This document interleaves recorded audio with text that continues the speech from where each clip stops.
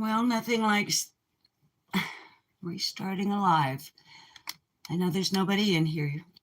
I hope you guys come and find me again. I'm so sorry about the technical problems.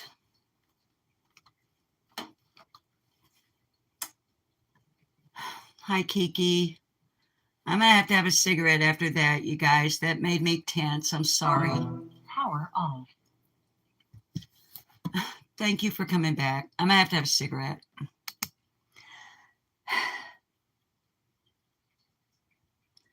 I'm using my phone going straight to YouTube. I'm not mad. I'm not upset. I'm just disappointed. I really wanted to use StreamYard today. Thank you. Thanks, kids, for coming back. But I got to get me a few puffs now because I'm irritated. Like I said, I'm not mad. It's just that this series. Hi, Molly. This is tough enough. And today's letter, as you guys know, is not only, and hi, by the way, I'm Susan. Welcome to Live Like No More. And if you're wondering why you're tuning in and right away I'm going, now I have to go smoke, and I'm whining like a Karen, which I am not, it's because I went live using StreamYard and we had audio issues.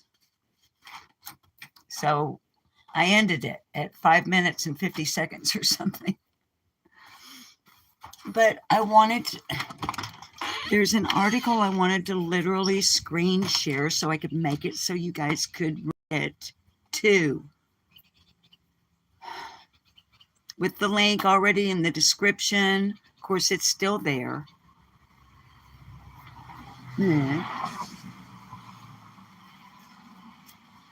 But anyway, hi. My name is Susan. Welcome to Live Like No More. My apologies if this is your first time. This is not the way I ordinarily begin a live, by griping about the audio on the 5-minute live I just ended. I'm sorry.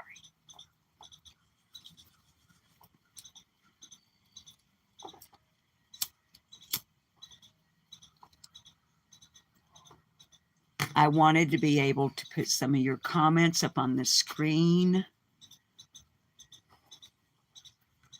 You know, because you guys have been making some really good comments in chat. And when we're on the desktop, I can see you. And I can highlight your comments. Yeah. So, welcome back to this series that I am titling Kevin Burkhart, The Letters from Prison.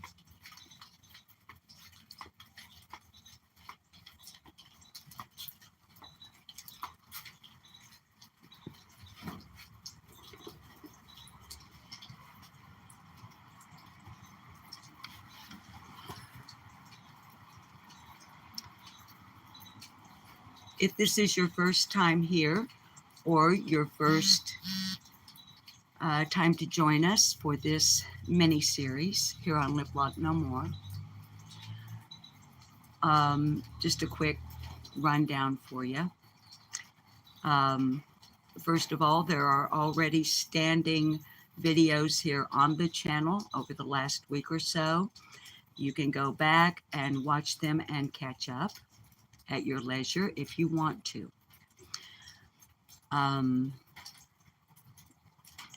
Today, I'm going to be continuing reading letters that were written to me by Kevin Burkhart, who is serving a life sentence without parole on 2 counts of capital murder. The murders occurred in Mountain Home, Arkansas, in extreme north central Arkansas, Baxter County, in late June of 1988. Those of you who have been here with me up to this point on this journey have already come to realize that this is exclusive material, as I am literally reading letters written to me by Kevin Burkhart. I have never, until now, shared them publicly. As a matter of fact, no one except me has ever read them. My husband is aware that they exist, and he's seen the file, and he knows about Kevin, and, he's known here in the 2000s when I've received letters, which we will eventually get to. But no one's eyes but mine have actually seen them and read them. I myself had not read them for years. The rain's going to start in, and I see that we're even having connection problems out here. When I met Kevin after his conviction and before his sentencing, he and I discussed that we would write to each other after he got to prison.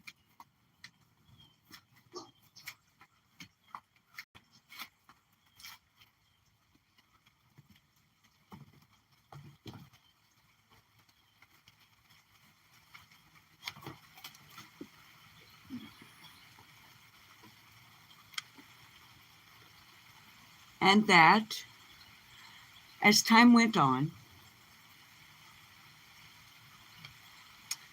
I sure hope we don't lose the connection, that as time went on, probably as I came into my retirement years, Kevin agreed that I could write a book about him. Well, things changed. I didn't anticipate the digital age. Now there's YouTube and social media platforms. So rather than writing a book, because I'm not an author, I can write, but a book, that's quite an undertaking. But I do have a YouTube channel.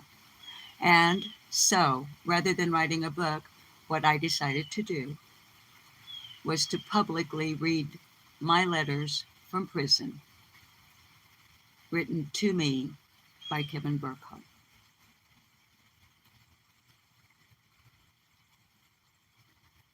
The elderly couple murdered by Kevin and his friend, Edward Alvin Morris, were in their 80s. The tone of some of the letters and some of the tone of today's letter may make you question my feelings toward Kevin. They're mixed.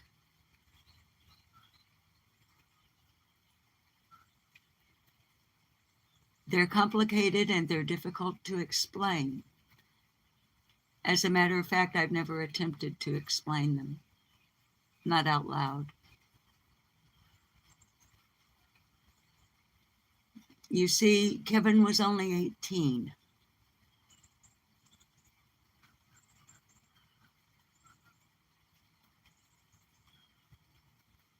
And I'm not making excuses for him. As I have already made clear, I have no sympathy for Kevin.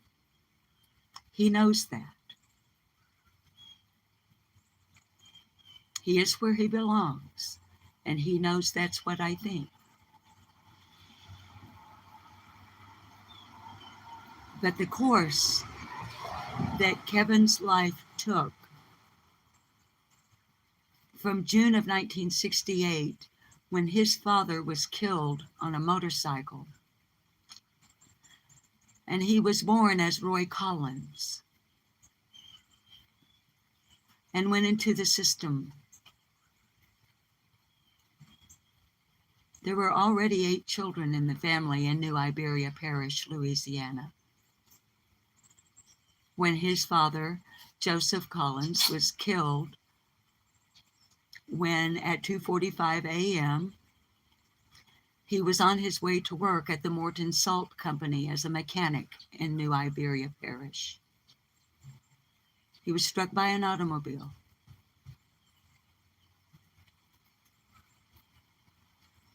Kevin is one of those guys who really never had a chance.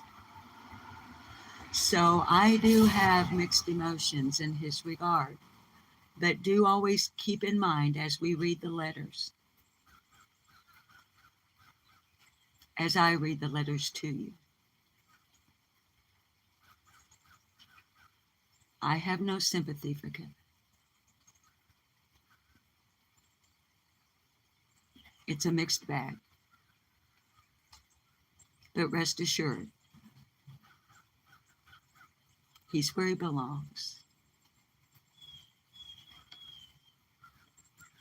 Now, I hope that's enough groundwork.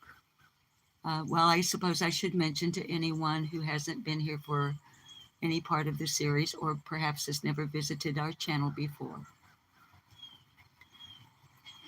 At the time of the murders, I was a freelance investigative reporter contracted to KKTZ Radio in Mountain Home, Arkansas.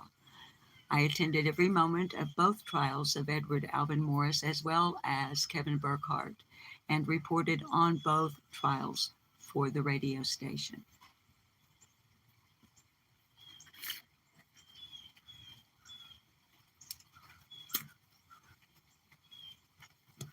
I think my nerves are calmed down now after me getting irritated over our issue with StreamYard.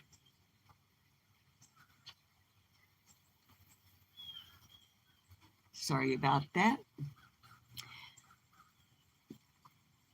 Fortunately, you aren't actually sitting right there. Okay. So I guess we'll go back to the kitchen. Well, no, because I have the... Okay.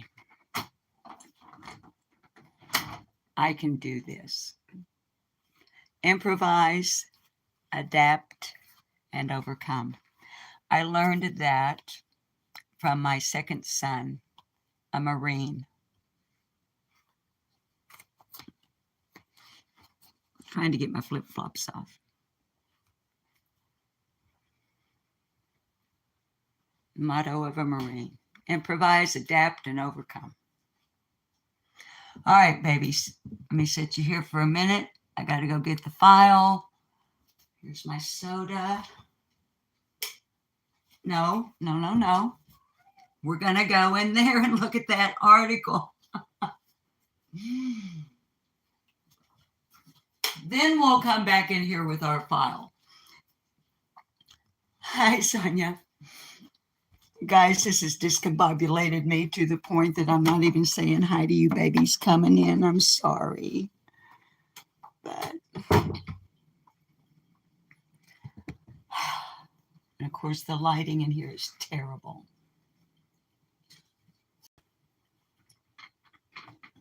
Hi, Miss Pumbaa. Hi, Sonia. Hi, Kim. You guys are so sweet.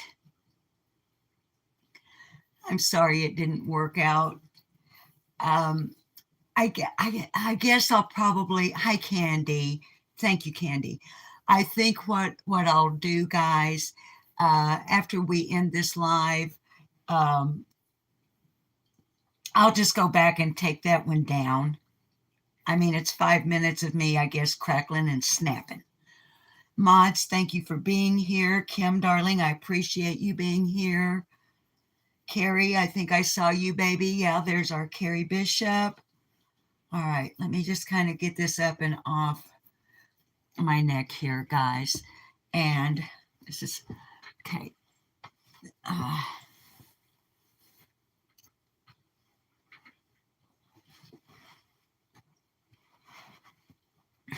I pulled up Boy, this lighting is terrible, isn't it? Does this light work even? Hey, I think I figured out how to turn the light on.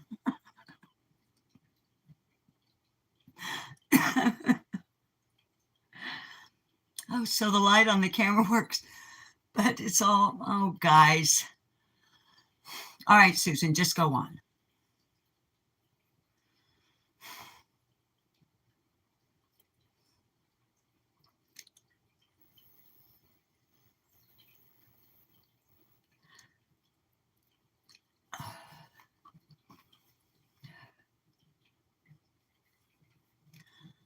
I pulled up Kevin's mugshot, his current mugshot.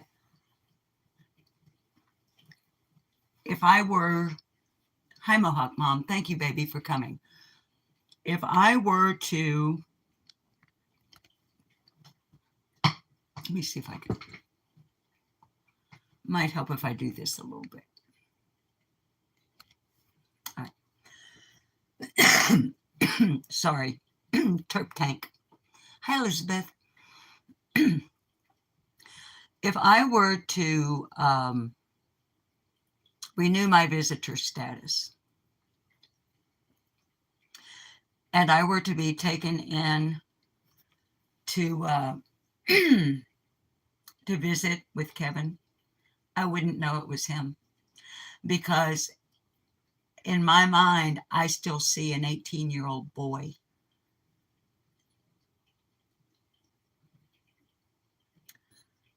Kevin is now, I'm looking at this to make sure it's not against the law for me to show it.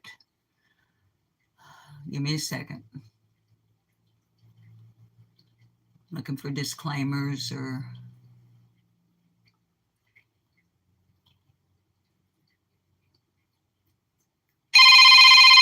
Oh, shut up.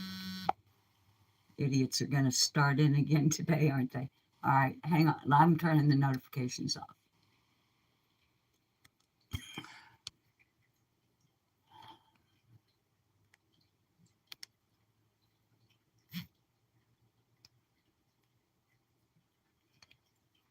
Now, they can call and I can see it come up, but you guys won't be tortured by the idiots making it ring.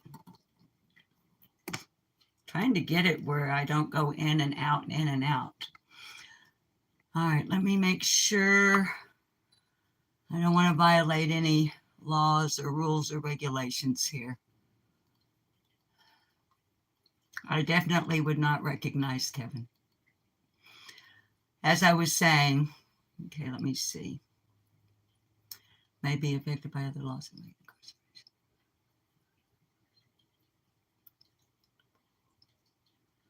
Okay, I think I can show this. So give me a second and I'll flip the lens. Now,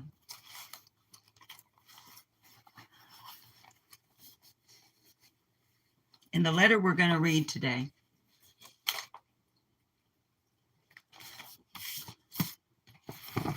which, as I told you yesterday, is going to be one live stream in and of itself because it is 12 pages long.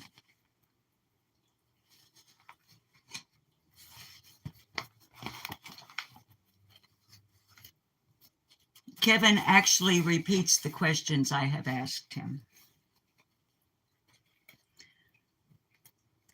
in the letter that I had sent previous to his response. So that makes it nice. I appreciate that he did that.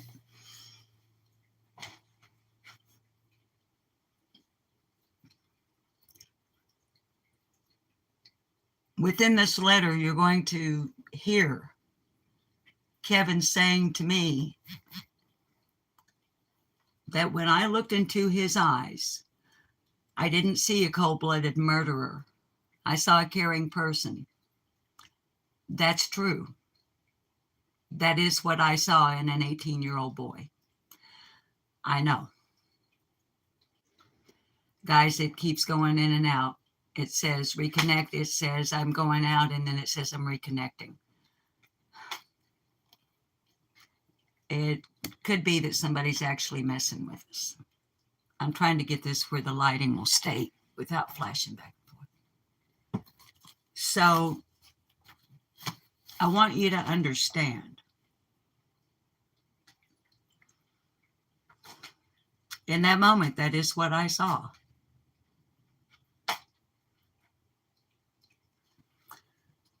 I do understand if there are those out there that hear this and go, how could you possibly feel that you were looking into the eyes of a caring person instead of a cold-blooded murderer? Because that's what happened. I don't feel sorry for Kevin.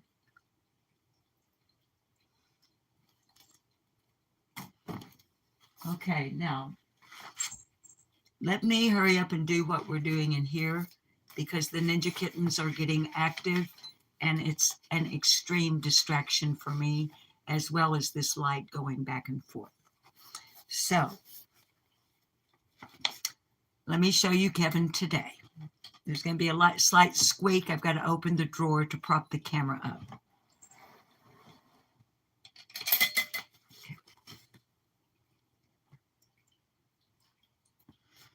But these are the things I wanted to screen share with you guys. That's not working out.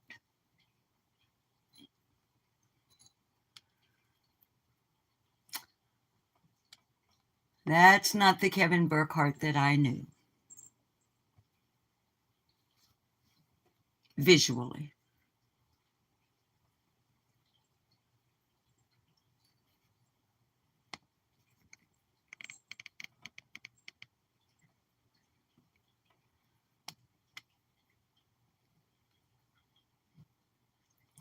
He had no beard. He had no glasses. His hair was very short, clean cut. He was 18.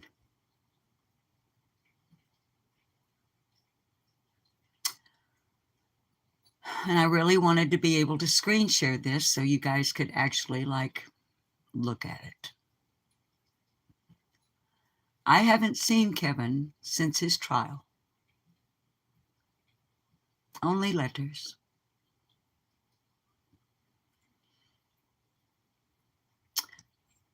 Today's letter is not going to be pleasant. So I want you to know right up front we have trigger warnings.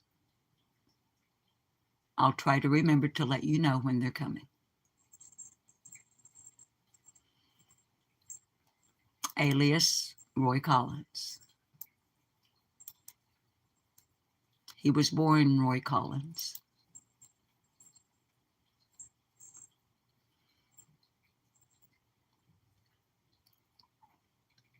Two counts of capital murder, March 31st, 1989, is his conviction.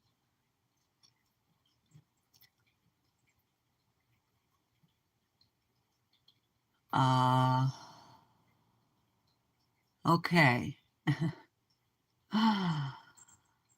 Right here. You guys remember me telling you guys yesterday, it was yesterday, yeah. I'm pretty sure.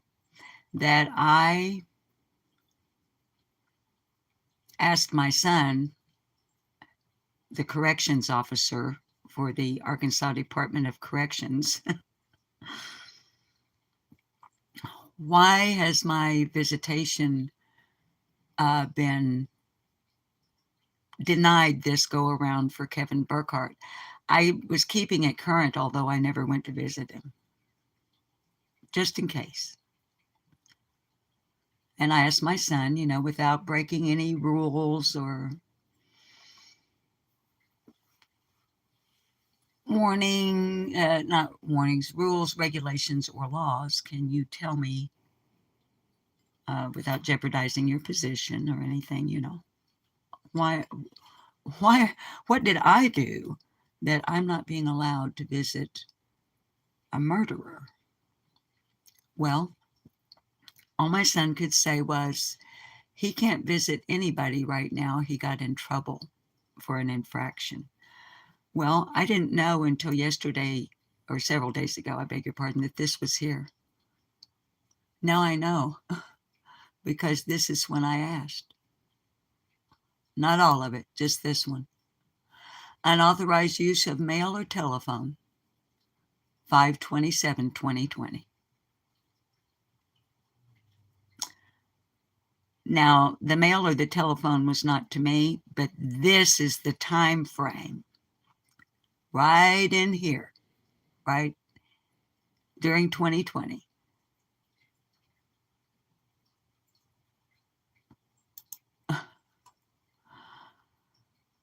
He refused a direct verbal order in last December, refusing a direct verbal order in 2020, out of place assignment in 2020. Looks like Kevin's been getting in trouble here lately. Anyway, guys, so if we were still on StreamYard, I would direct you to the link below. The link will not be here until after this live stream ends, because I don't know how to add it when I'm going straight to YouTube. So that's the first thing I wanted to show you from the Arkansas Department of Corrections. And this, doggone it, is a second article from the Baxter Bulletin that I wanted to screen share with you, but now I've got to do it like this. Okay, first of all, wait a minute. Okay. Just so you guys, all right. Copyright disclaimer, full credit for the following article goes to the Baxter Bulletin newspaper, Mountain Home, Arkansas, Friday, March the 3rd, 1989, volume 88, number 89. The article is written by one of my former work associates and friend, Thomas Garrett, the associate editor for the Baxter Bulletin. We call him Sonny. Suppression hearing in Kevin Burkhart case is continued after 5-hour session Thursday by Thomas Garrett, associate editor.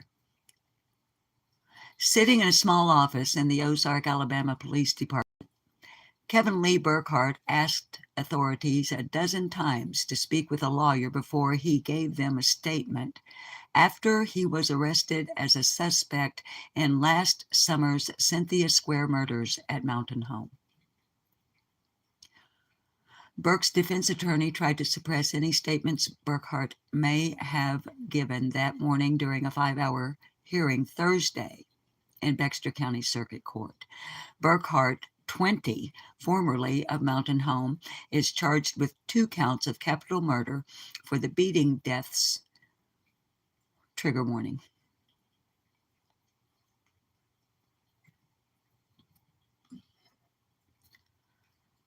Is charged with 2 counts of capital murder for the beating deaths of Victor and Minnie Magnus on June 29th. 2 days before his birthday, by the way. Going on. He is scheduled to go to trial March 27th.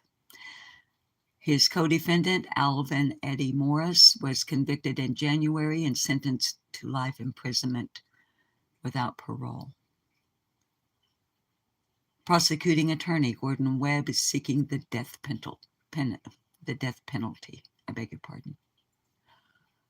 4 witnesses, including Burkhart's brother, testified during Thursday's hearing before Circuit Judge Robert McCorkindale. Norman Wilbur, Burkhart's court-appointed counsel, is seeking to prevent any of his client's statements from being introduced as evidence. Wilbur contended investigators misled and intimidated Burkhart and used the man's brother to get him to talk. It was his brother, Dale Burkhart, who turned him and Morris over to authorities. He received $300 for his cooperation. At Morris's trial, Dale Burkhart testified that Kevin Burkhart admitted to him they had beat and robbed the elderly Mountain Home couple. According to Wilbur, Burkhart asked 12 times on tape for a lawyer and made 13 requests to talk with his brother, whom he did not know had notified authorities. Investigators maintained they hadn't acted improperly and that the brothers talked to each other voluntarily after Kevin Burkhart repeatedly asked to see his older brother. McCork and Dale did not rule on the defense motion. Webb plans to call witnesses from Alabama, but they were unable to attend Thursday's hearing. The judge continued the hearing until March 17th. Burkhart, his hair now cut short and wearing a short-sleeved sports shirt and jeans, sat quietly through most of the hearing. He conferred with Wilbur and Carrie Chisholm, his other court-appointed attorney, and occasionally glanced at relatives seated behind him. Now, babies, I'm not going to go on to page 2A. I will leave a link, and you babies, if you want,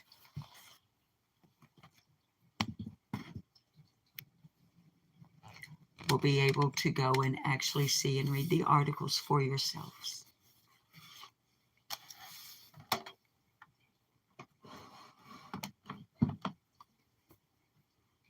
Now let's go to the kitchen.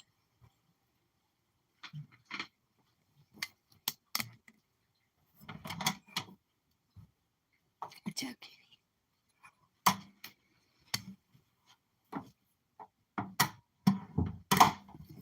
Sorry for the bad camera angles. I got a kitty in my chair today. I'm going to have to sit on the other side.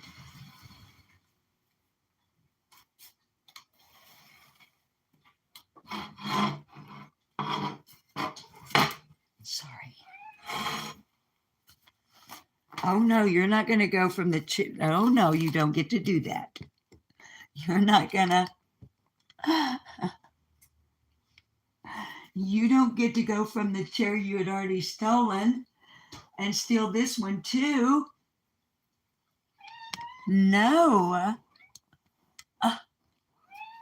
No. Give me some room.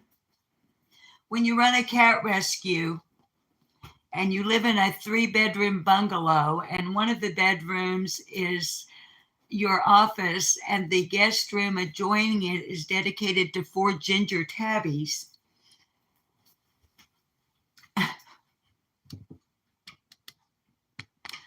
So guys, I hope this will work for us.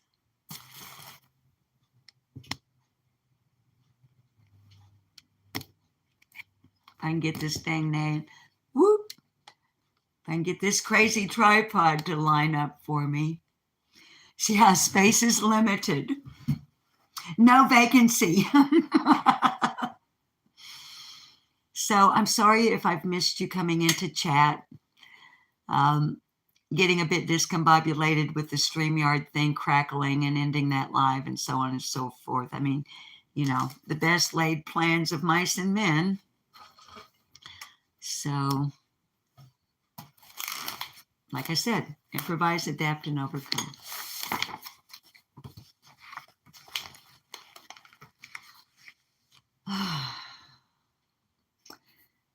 Y'all, I've only pre-read to page 5, where the trigger warnings start getting pretty badly.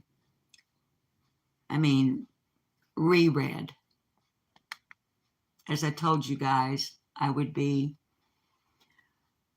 pre-reading the letters before I bring them to you so that I have in mind any redactions I need to make verbally, etc.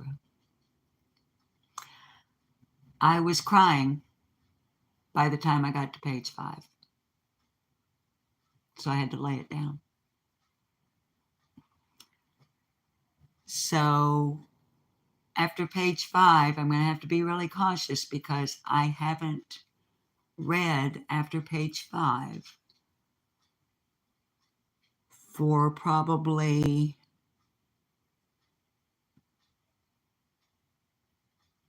25 years. In today's letter that is dated January 9th, 1995, if you will remember the other day, I told you, I'm pretty sure when we were reading the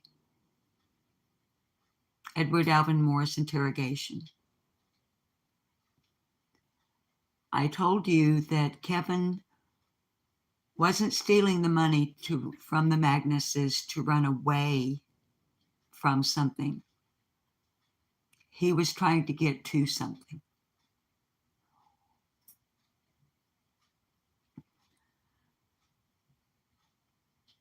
And I honestly,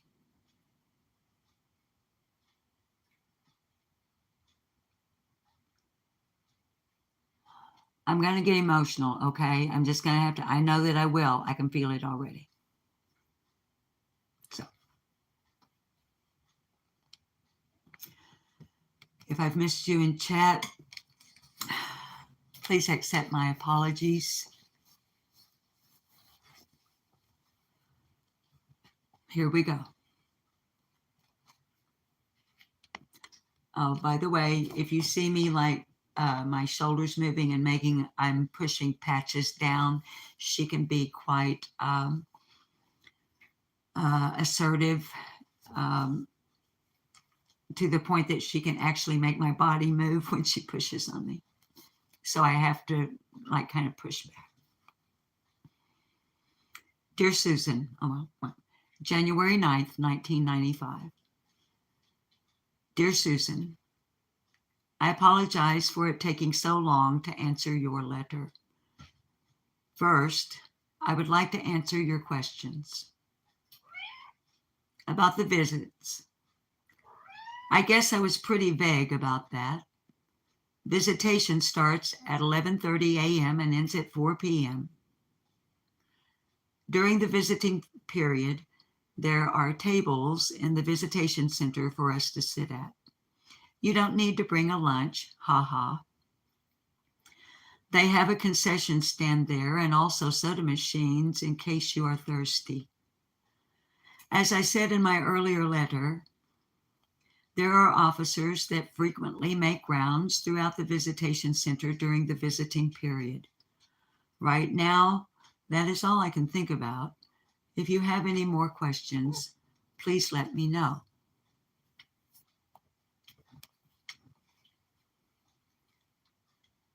In quotes, he's put, how am I? And these are questions that I had written in my previous letter. In quotes, he has put, how am I and other inmates housed? Am I in a barracks like the military, dorms like school, or actual cells like 4 stone walls and bars?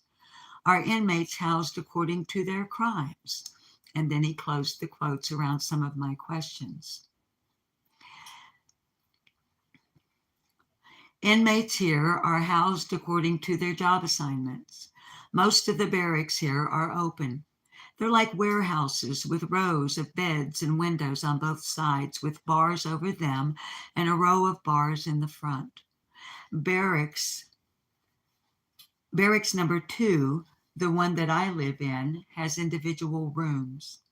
There is a window in the front and one in the back. The one in the back has bars on it. There is tile on the floor. There are 4 walls and a solid door. There's a sink, a mirror, a towel rack, a table, and 2 shelves. It's pretty decent living conditions, and as much as I would like to, I cannot complain. I have it much, much better than a lot of the other guys. In quotes, he puts my question, are inmates segregated Kitty, please quit scratching on the table that I'm. Hang on, guys. I've got to try to do something with her. Uh-oh. I'm sorry, Patches. That wasn't as bad as it sounded. She slipped off of the table has a glass top and she slipped. It's just that this is hard enough without.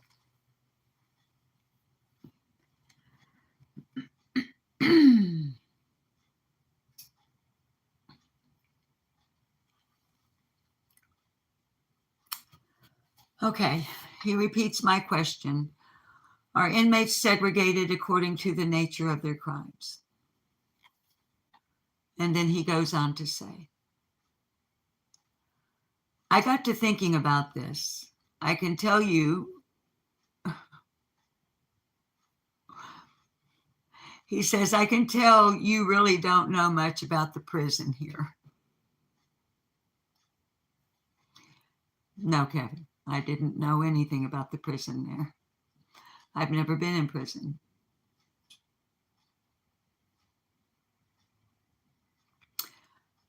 No, as stated above, we are housed according to the job assignment we have. I honestly believe that if they were to segregate the inmates according to the nature of their crime, they would have to build more prisons.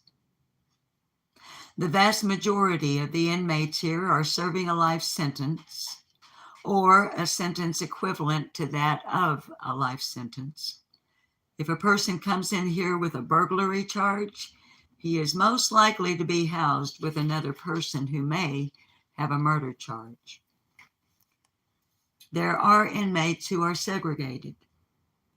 They may be placed on administration segregation where they are housed in 14 or number 16 barracks.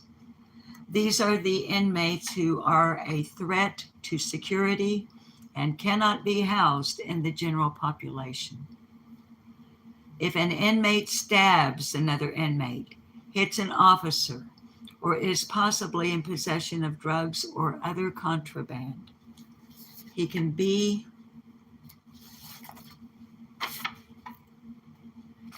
recommended to be placed in administration segregation. The officer making the allegation against the inmate may submit a report to the captain, and he in turn will submit a letter to the unit classification committee, and they will make the final decision. Administration segregation inmates are locked down in 2-man cells unless otherwise instructed to place the inmate in a cell, in parentheses, stone walls and bars, close parentheses, by himself.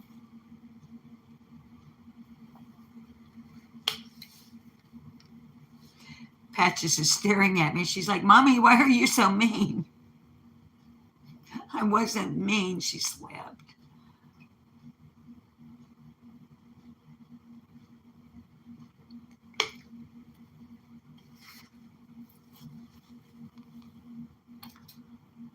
All right, on we go.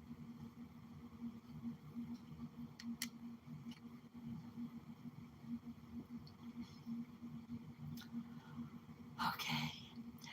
There are also inmates who are assigned to protective custody. They are inmates who cannot or who fear living in the general population. They may have a sex crime and fear that those in the general population will prey on them. They may also be weak-minded and feel intimidated by others. There are a number of reasons why they are in protective custody. Then in quotes, he's put another one of my questions. Am I allowed to watch television or listen to the radio? Close quote. Answer, yes. Each barracks has 2 televisions. There is one on each side of the barracks. One is for viewing sports programs. The other is for movies or other programs. I don't watch a whole lot of television.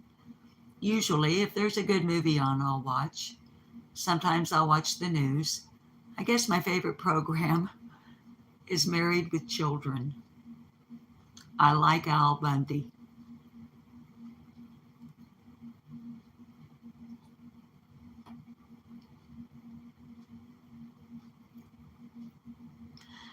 All of the televisions are set up to a VCR. If you don't know what a VCR is, please Google it. That is located in the building captain's clerk's office. On Fridays and Saturdays, a VCR movie is rented by the Inmate Welfare Fund and is played for the inmates. Usually on a holiday, we may watch 3 or more movies. About the radios. We are allowed to have radios. For a while, we were only allowed to have an AM band radio. Within the last year, they started allowing us to have AM FM band radios. We can purchase radios from the commissary. The radio that I have had it pretty close to 2 years. It's a realistic AM FM stereo with a clock. It has a digital display with a dimmer switch to dim the display lights, dual speakers, and dual alarms. Actually, we're not permitted to have speakers and are supposed to wear headphones while listening to the radio. After a while, you get tired of wearing a wire on your head, so you compromise. I am not perfect, and as you can tell, I do not follow all of the rules.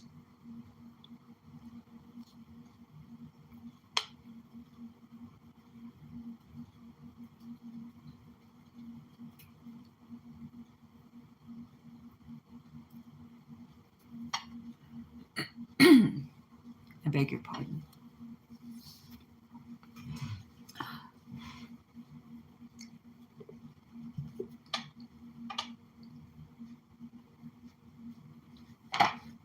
Take off the clanky bracelet. I had the glass top on this table because this was my mama's dining room set. And I don't want the cats to scratch the top, so I put a glass top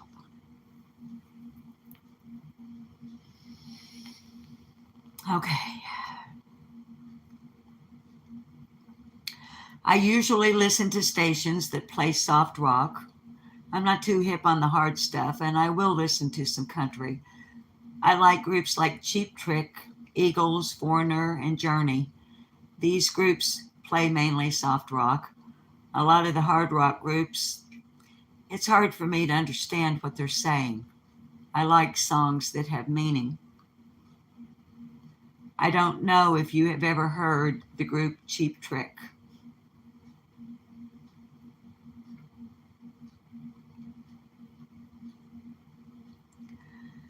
But in 1988, which of course is the year that the murders were committed, they had a song out called The Flame. I enjoyed that one pretty well.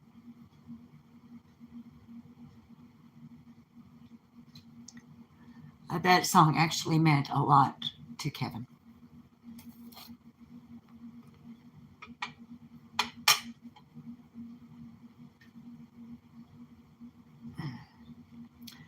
Before I forget, I think I told you a while back that the administration was thinking about installing phones for use so that we could call our family and friends. During the last couple of weeks, the phone company has been installing the wire for them. They should be installing the phones pretty soon. I imagine within the next couple of weeks. I think it will be nice to be able to call home once a month. Right now, my sister lives in Florida, and I haven't seen her in a few years. It is going to be so nice to hear her voice again. I don't plan on calling her too often. I don't want to abuse the privilege, and besides that, I don't want to run her phone bill up. Next question. quote, am I abreast of the current issues and affairs, or does it even matter to me, to him, close quote, was my question.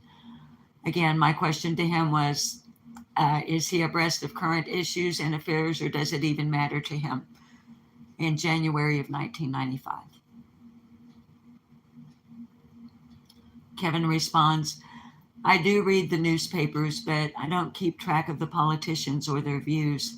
I'm not a political sort of person. There are inmates here who have a subscription to the Arkansas Democrat Gazette. After they have finished reading them, they usually pass them around to others. I usually read Ann Lander's column or the personal ads, gossip usually. As I stated, I usually don't keep up with the politicians. That is because I have some animosity towards them. For instance, the Rose Law Firm.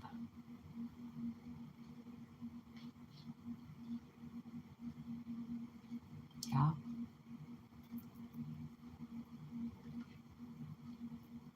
Whitewater, the Clintons, the Rose Law Firm. Yeah. Going on. His letters are bringing back what was going on because I was in. Let me go on. The letter's long, so I don't want to digress too much.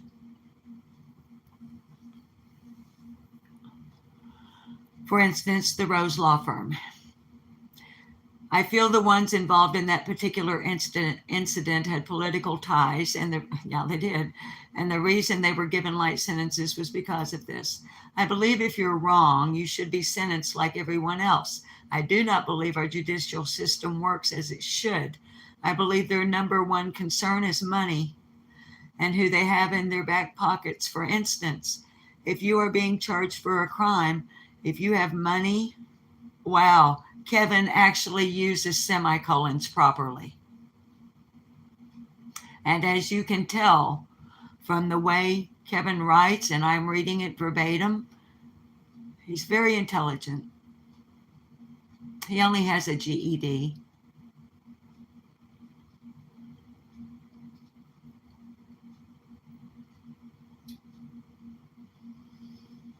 And he uses semicolons appropriately. Wow.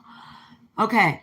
If you have money and an attorney for a mouthpiece, then the system will work with you. Whereas if you're indigent and proceeding through the system pro se, you're out of luck. We're allowed to receive publications from the company who publishes the material. Susan, I do appreciate your offer for the gift subscription. It was very thoughtful of you. However, I must decline your offer, and out of respect, I ask for you not to send me anything. There are magazines and other reading material that is available to us. Usually, when someone is finished with their material, they pass it on to others. We also have a library where we can obtain reading material. You said that it would be a great pleasure for you. As one friend to another, and I don't mean to hurt your feelings, I sincerely appreciate your kindness and consideration. I'm very content with what I have and feel privileged that you asked.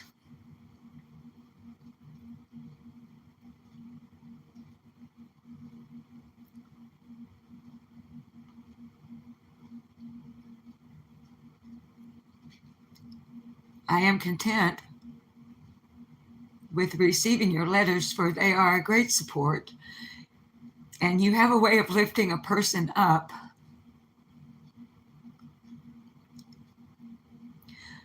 When you wrote in your letter that when you looked into my eyes, you were not seeing a murderer, but a caring person, such things as this I take to heart.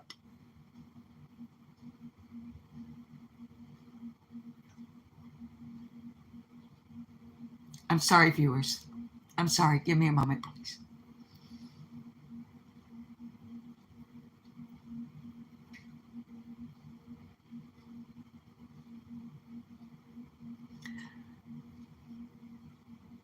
Viewers, please remember, he was only 18.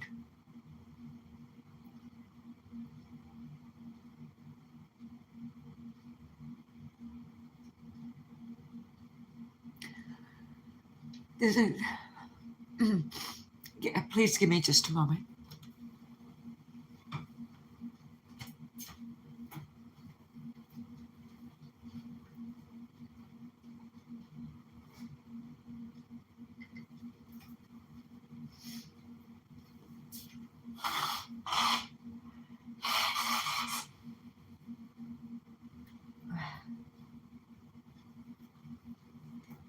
Oh, y'all, I'm sorry. I should have muted my mic. I'm sorry. That was very rude for me to blow my nose with my mic on. I'm very, very sorry.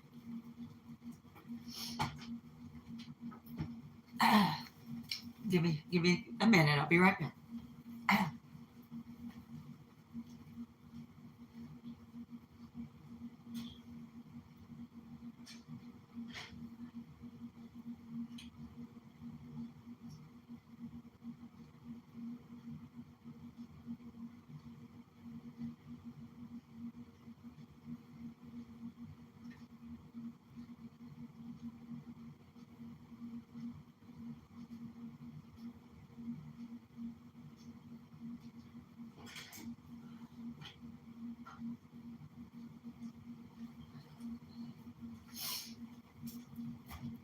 I had to freshen up my lipstick a little bit. Y'all, listen.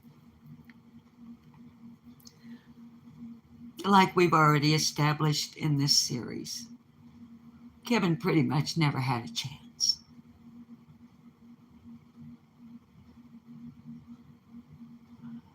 Now, if his daddy hadn't been killed, maybe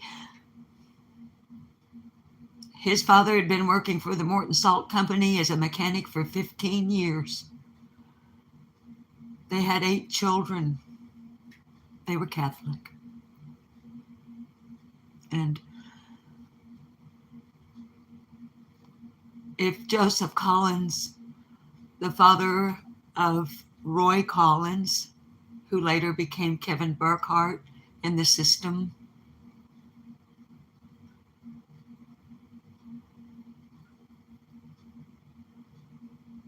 we'll never know. I'll never know. But I'll always wonder.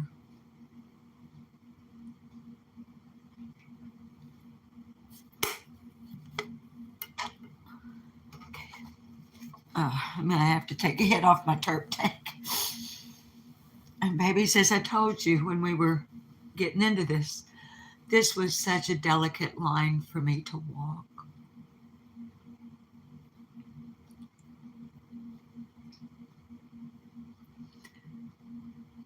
To remain disassociated and distant, yet not cold and uncaring, yet knowing what he had done, but looking into the eyes of a kid that was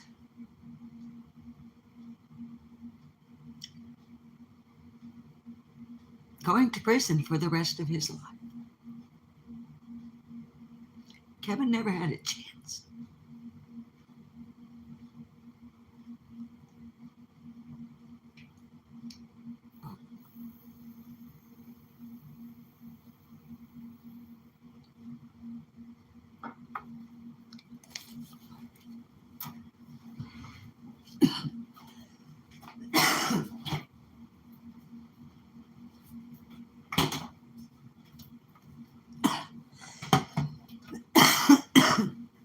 This is going to get worse before it gets better. I wish I could get this darn camera right. Thank you all for being here.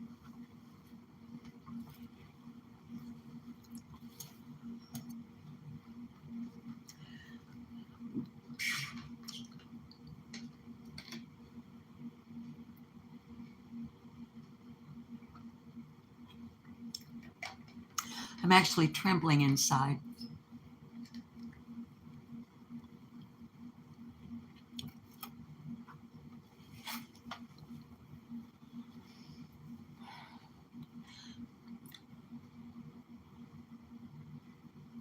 You asked what I was thinking on the stand while at Eddie's trial. I had a lot of things built up inside of me that day. I was still having difficulties believing that this was really happening. During that time in my life, I was at one of the lowest places I believe a person could ever possibly reach. I was feeling fear, hurt, pain, rejection, betrayal, and hopelessness. I could go on and on. I was sitting there in that chair not wanting to deal with the reality of what was really going on. As I sat there, I was thinking that everyone sitting there watching me was against me and I was on my own. It's a weird feeling. A week or better after I was in the Baxter County Jail, after Mr. Wilbur and Mr. Chisholm had been appointed by the court to represent me, they came to the jail to discuss the case. I still did not believe that these people had actually died. He didn't mean to kill them. He did, and so did Eddie. But he didn't mean to.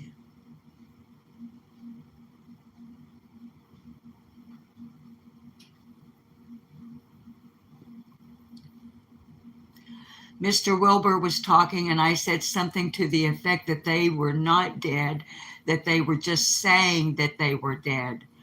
Mr. Wilbur said that they were very much dead. Trigger warnings.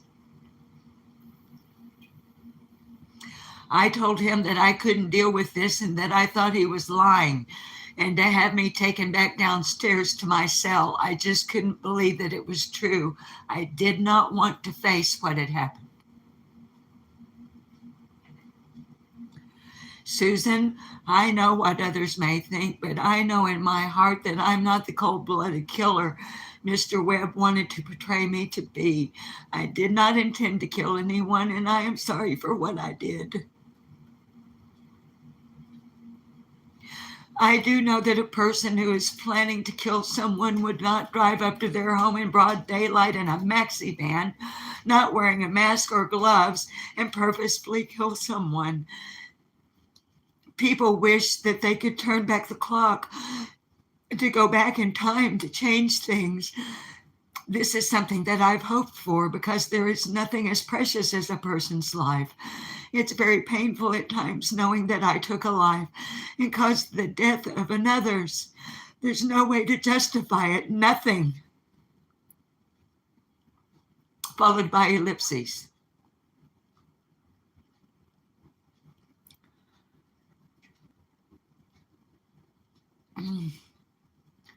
Ooh, this is hard. I really don't know if you've been able to tell or not, but I have been avoiding this question. I don't like talking about it because it gets too emotional at times. I'll try to tell you what happened. We're coming up on page 5.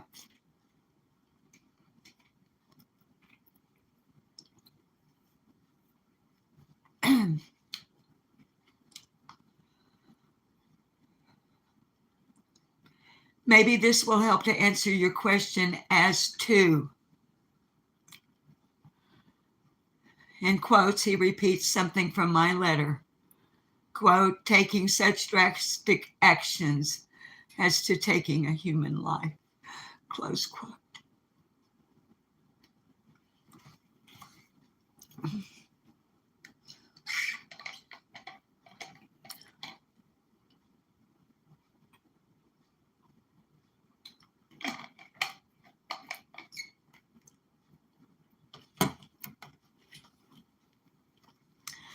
I just don't know where to begin. Some of this you may know from the trial. Some you may not. Okay, babies, if you're going to tune out, now's when you want to do it. We're at the bottom of page 4. Please remember, I had to quit reading at page 5 because I was crying so hard I couldn't see. My heart couldn't take it. Please also remember that in 1988, the year of the murders, Kevin's favorite song was The Flame by Cheap Trick.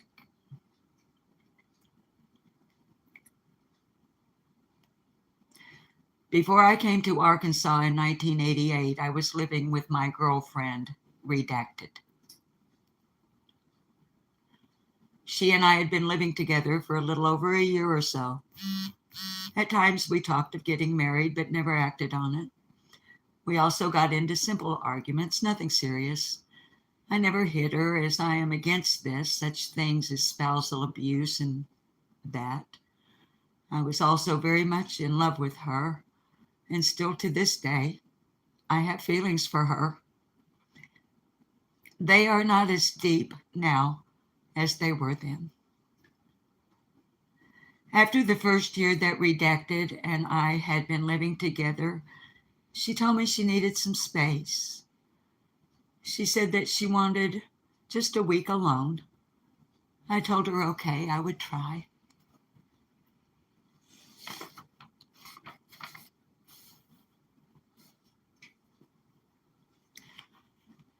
But it would be hard to do so. After a day or two, I found that it was pretty hard, so I called to see how she was doing, and she got mad and told me that for calling her, she wanted another week alone. Then the 2 weeks turned into 3, and so on. I was in love with her, and so it was hard to stay away.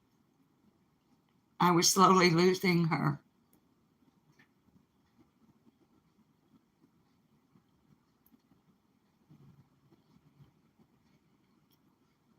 One day, I called Redacted, and she told me that she was pregnant. To me, I was extremely happy with that idea. I was going to be a father. My father had died 2 weeks before I was born, and I felt that this was going to be a big chance for me.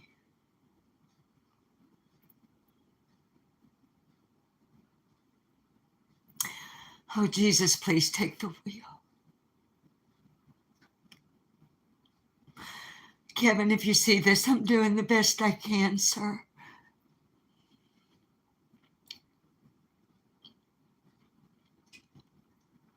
For when I was growing up, I never felt like I had a family, and I always wanted a family. Someone to love and care for, and to be able to give them the things that I felt I never had as a kid. The number one thing I wanted to be able to give them was love. I wasn't happy with my childhood going from home to home. To me, it wasn't the normal life a kid should have. One night while talking to Redacted, she told me that she was thinking of getting an abortion.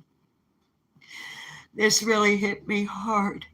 Here she was pregnant with my baby, and she's talking about getting an abortion. God, no. This was the last thing that I wanted. For one, she would be taking away everything that I ever wanted. Another, I am totally against abortions and believe they should be permitted only in certain circumstances, such as if the mother would have it, it would jeopardize her life, or in cases such as rape. Just because the mother is scared or does not want the child is no reason for her to abort the baby. I believe we should be liable for our actions.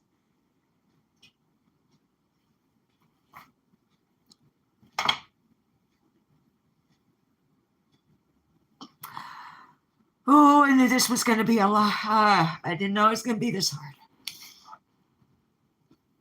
Guys, I've got to push through. I'm pushing through.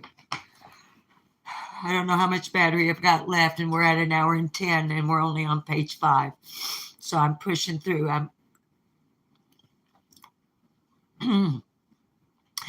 After Redacted told me that she was thinking about getting an abortion, I tried talking to my sister and a few other people. I even talked with a social worker in Kissimmee to see if there was anything I could do about it. As it turned out, there was nothing I could do. So one night I called Redacted's mom to talk to her about it.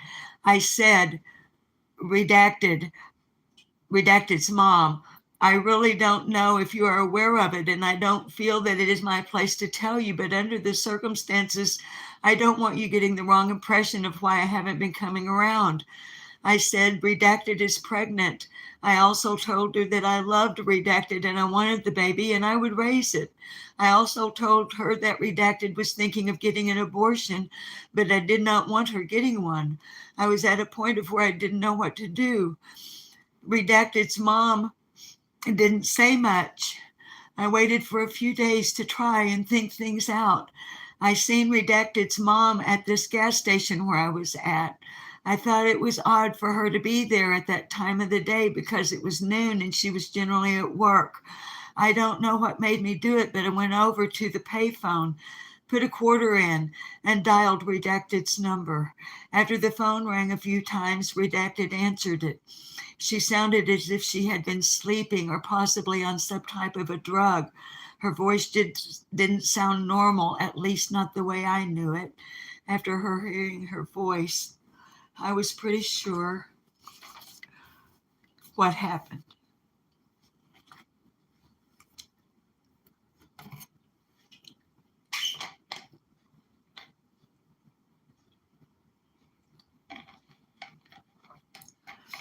I said, "You got it, didn't you?" She said, "Yes." And I asked her how far along she had been. She said 13 and a half weeks. After I heard this, I hung the phone up. After the conversation with Redacted, I felt like I had lost everything. All of my hopes and dreams were gone. So for the next week, I spent it riding around in my car. I wasn't driving anywhere in particular, just driving, thinking, trying to get over what had happened. During this week, I drank and smoked marijuana. I put over 1,000 miles on my car. I figured that the best thing for me to do was to stay close to my sister, so I stayed with her for a short while. During this time, my sister and her husband, Redacted, had been thinking about going to Washington to pick apples. My sister's husband was raised in the fruit picking business and he was very good at it. They asked me if I wanted to go with them, but I couldn't. I was on a year probation for eluding Florida highway patrolmen on my motorcycle. I also had some more community service hours to do as part of my probation, so I stayed. Here I was, stuck, nowhere to go and no one to turn to. I made a few phone calls and located my brother Dale. Now, just in case you're new to the series, I don't redact Dale's name. Dale is Kevin's older brother who turned him in for a $300 reward. And he testified at both trials. His name is on the public record. He was in Arkansas at the time. I made arrangements to meet him in Ozark, Alabama, where he was actually living. He was in Flippin, which is a town in Arkansas, in Marion County, with our aunt at the time.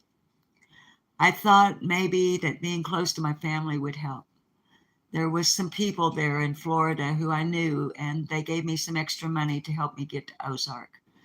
Later this same day, Redacted, Dale's ex-wife, and Dale's ex-wife friend, Redacted, came over and she and I were talking. I told that I was leaving the next morning to go by bus to Ozark to be near my brother Dale. The week I spent driving around in my car, I ended up losing my job and didn't make the weekly car payment, so I didn't have my car anymore.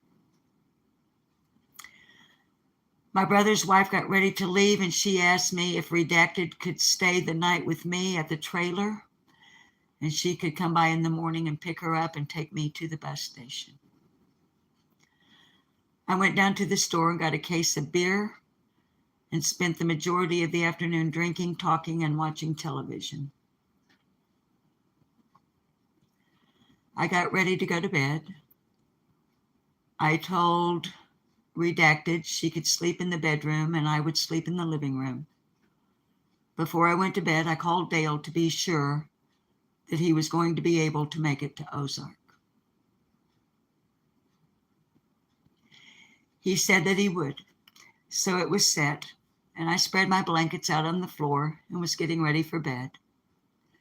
As I was getting ready for bed, Redacted came over and the conversation came up about the girl he loves. Redacted. After a while, one thing led to another and we made love. I really don't know why it happened. Maybe it was the feeling of needing to be loved because of the rejection I was feeling from my girlfriend. I had never cheated on her before.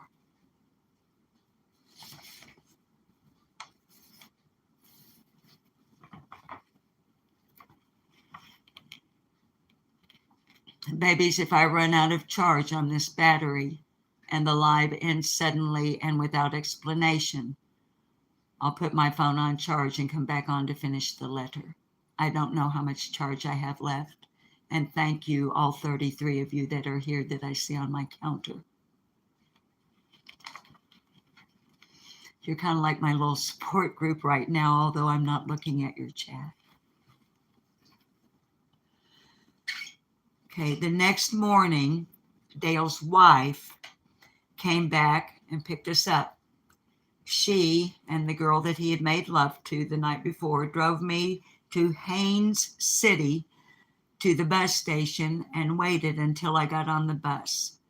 The next stop for the bus was in Kissimmee, which was about 15 to 20 miles away. Remember, he's in Alabama at this point. Guys, there's a lot of geography in here that if you've missed the earlier episodes in this mini-series, Kevin Burkhart, Letters from Prison, would be difficult to go back and explain within the body of the letter. But there's a lot of geography covered. Arkansas, Alabama, Florida.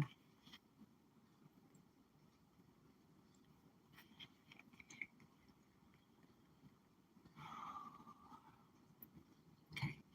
When the bus arrived at Kissimmee, I seen the two redacted names, his brother's wife and her friend. Okay. He saw them pass the bus. They were ahead of the bus when it pulled into the bus station. They started motioning for me to get off the bus.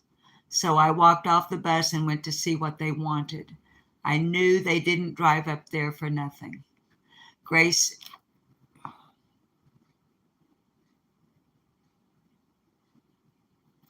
told me to get my stuff off the bus and she and her friend would take me to Ozark to meet Dale.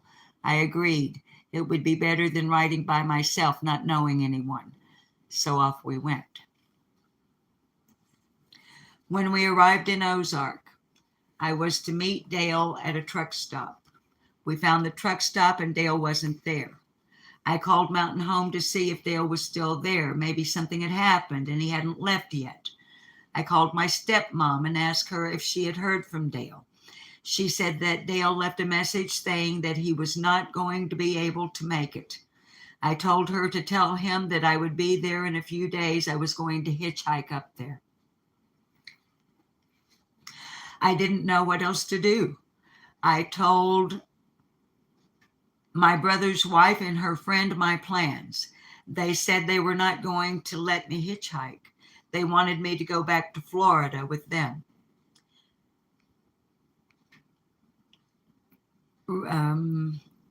My brother's wife's friend wanted me to come back with her. She said she would take care of me. I couldn't believe this, and I certainly didn't know what I should do. I was between a rock and a hard place. I told them I needed to make a phone call. So I called a good friend I knew in Florida who had given me some advice during the time my girlfriend and I were having problems. I explained the situation to her and asked if she had any advice.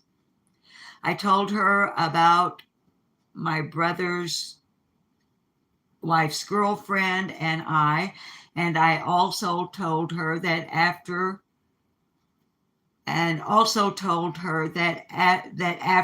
what went on with my girlfriend, guys, this is hard to not say the names and to still try to help it make sense to y'all, but I'm not putting these people's names out there. I'm just not. So thank you for bearing with me. Okay, so he tells his friend in Florida on the phone about his brother's wife's friend that he had made love to the night before, that she's wanting to take him and take care of him. And he also tells her about what happened with his girlfriend, that she had the abortion. Okay. And going on now, that he is not ready for another relationship. The one with his girlfriend had hurt him too bad. I told her I felt I should be close to my family. As you can see, I wasn't very good at making decisions on my own. She told me that if I felt that I should be near my family, then that is what I should do. She said under the circumstances, it would be best. So I told my brother's wife and her girlfriend, thank you for the ride, and that I was going to hitch a ride. They still said no. My brother's wife asked me to call my stepmom and see if she would help them to get back to Florida. She said if my stepmom would help, they would take me to Arkansas. Reluctantly, I called her again, and she said that she would help them. So, off we went again. We're on page 7 of 12, so we're over the hump.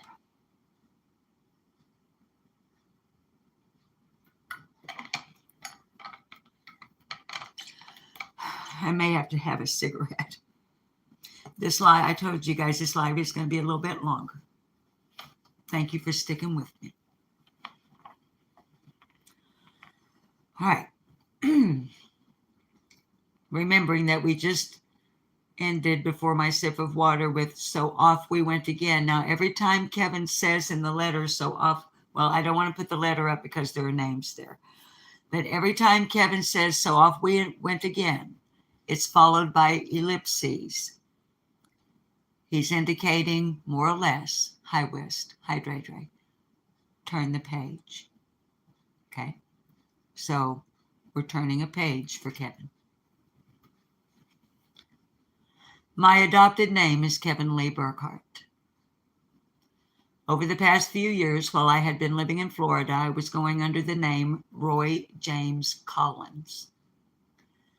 That was the name I was given at birth. I had Florida driver's license under this name, and anywhere I worked, this was the name I would use. All of the identification I carried was under this name. The reason I had been doing this was because I had an outstanding warrant in Arkansas for a burglary charge. This was from 1985 or 1986. I was leery about going to Arkansas because I knew the warrant was still good. I figured as long as I was using the name Roy, that it would be okay. We arrived in Arkansas, and I found Dale at my aunt's house in Flippin. My brother's wife, her friend, Dale, and I spent the day together. We went out to the lake drinking and swimming, and that afternoon, it was time for my brother's wife and her friend to leave. At this time, I found out that Dale was going to go back to Florida with them. He wanted to see his kids. Dale said that he would be back within a couple of weeks. I was dumbfounded. I came up here in the same shape I was in while I was in Florida. Where was this family support?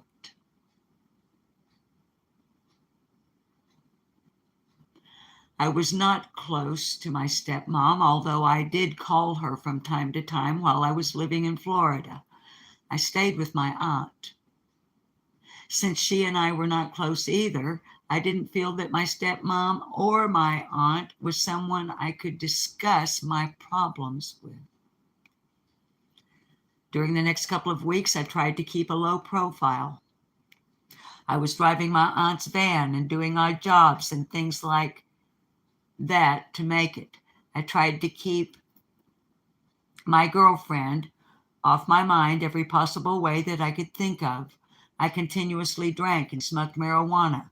One night, I went to the Easy Mart food store there in Flippin and met some other guys. I know exactly where it is, or was. This is when I was introduced to a new sort of high, Freon.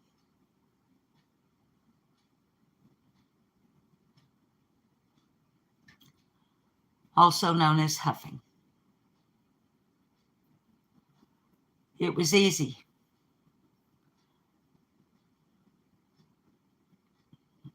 Trigger warning. You had a tank that weighed anywhere from 20 to 30 pounds, and all you had to do was turn the valve open a little, release the pressure, close your mouth around the valve, and inhale. Yes, Ange. Now remember, honey, we're talking about the 1980s. My son actually went to school with a boy that died in the back seat of a car from huffing Freon out of an aerosol can. Thank God my kids never got into any of that.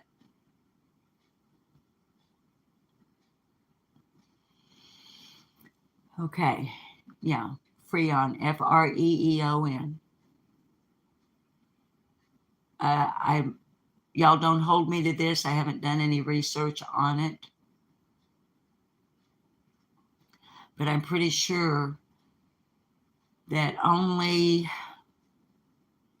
it's a coolant, and I don't think there are any aerosol cans that you buy now that have Freon in them.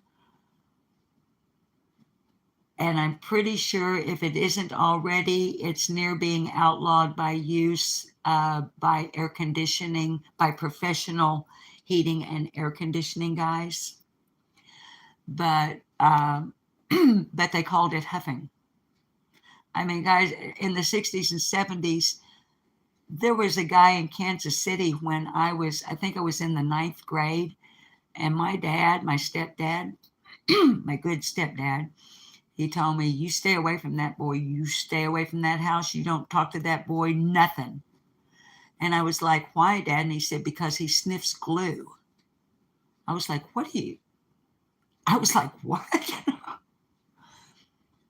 They would put glue on a sock and put the sock in a brown paper bag and then bunch the bag up and put it over their faces and get high off of sniffing glue. Well, Kevin had just gotten introduced to Freon. All right, let's go on. If you turn the valve open too much, it would freeze your lungs and you would die.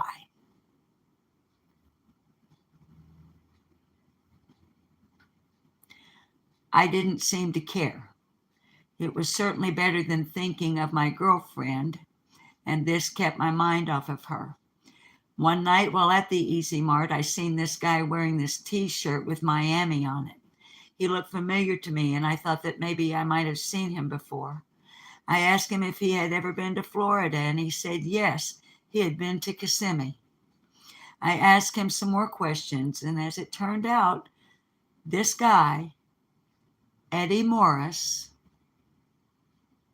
had in fact been to my sister's trailer in Florida. What are the odds? My words, not Kevin's. My sister went to school with this girl named Redacted.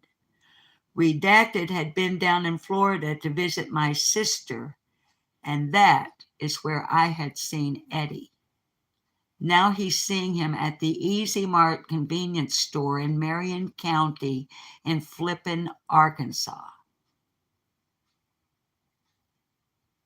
Kevin never had a chance.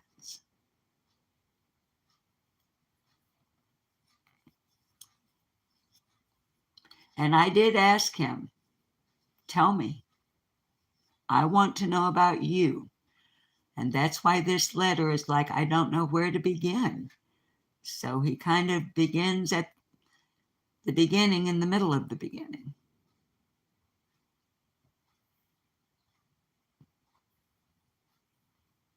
And I told him the reason I wanted to know all this is I want to understand how at the age of 18 you wound up murdering a person with your bare hands and causing the death of another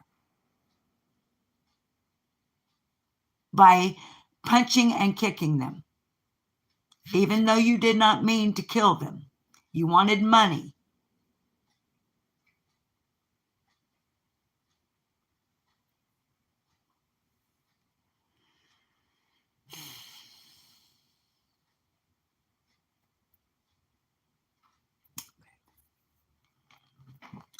Sorry. But what are the, I mean, this guy never had a chance. I almost called him a kid. Y'all, to me, he will always be 18 because I'll never see Kevin again. At least it's not in my plan. I will always see the face of an 18-year-old boy being taken away in handcuffs to serve the rest of his life in the Arkansas penal system.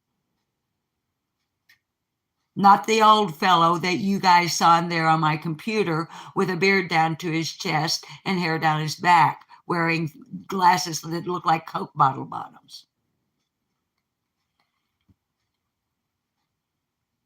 It's weird.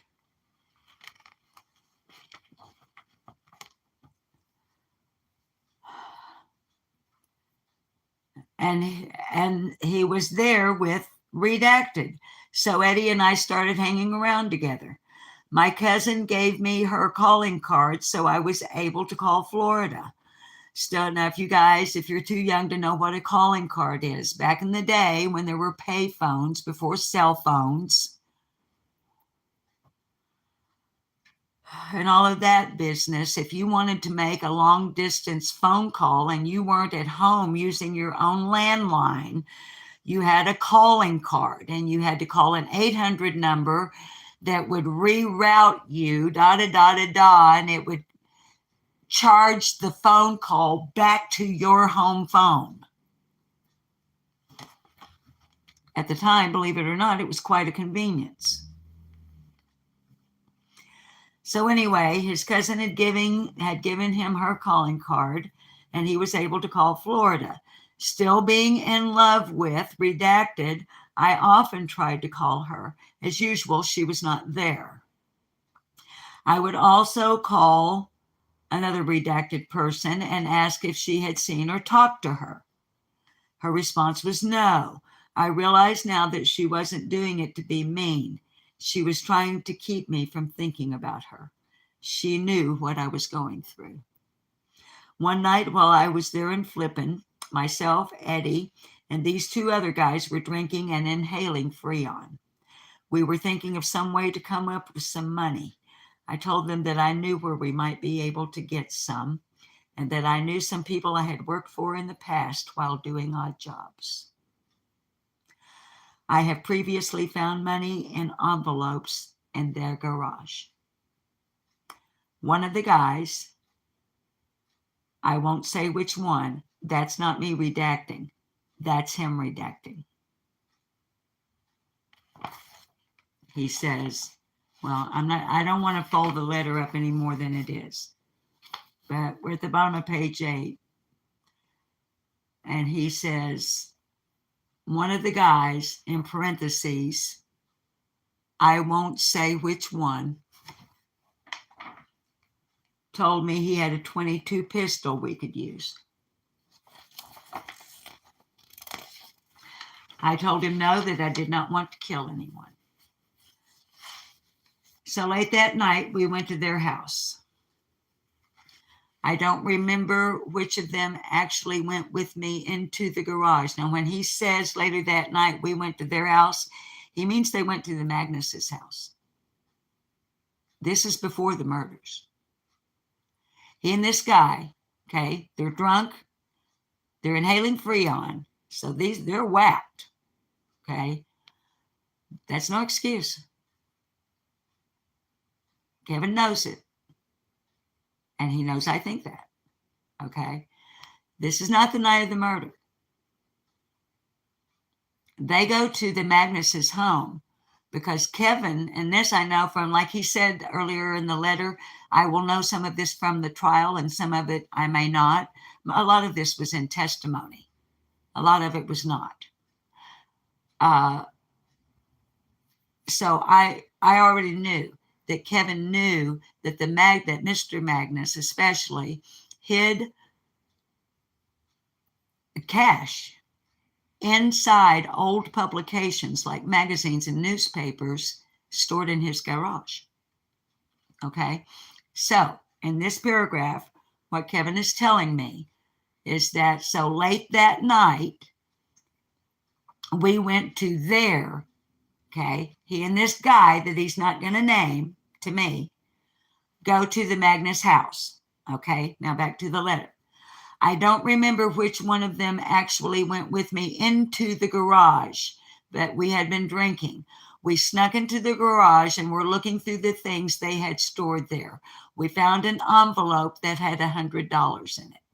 We left, splitting the money 4 ways. With this, we bought more beer and some marijuana. A few more days went by.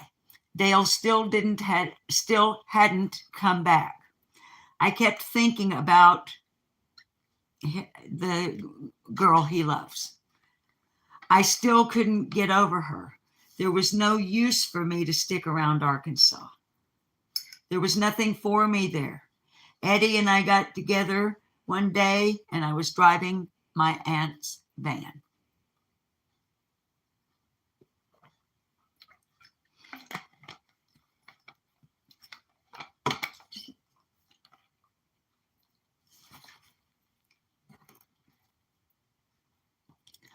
I was looking through the glove compartment in the van and there was a calculator and a camera.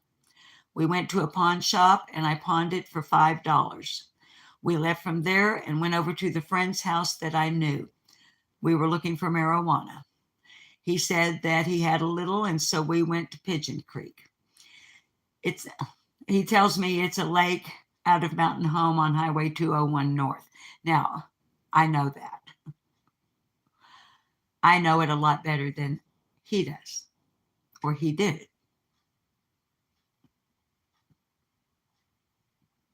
Because I had a real life up there. I lived on the lake.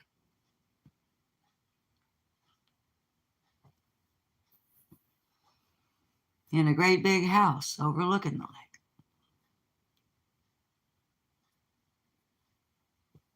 And if you'll recall, in Eddie Morris's interrogation, remember him saying Pigeon Creek, and I don't know, I can't remember. Well, here Kevin is filling in all the blanks and telling it quite concisely, actually. And Pigeon Creek is not a lake. Pigeon Creek is an area on Lake Norfolk that is accessible, the campgrounds, etc.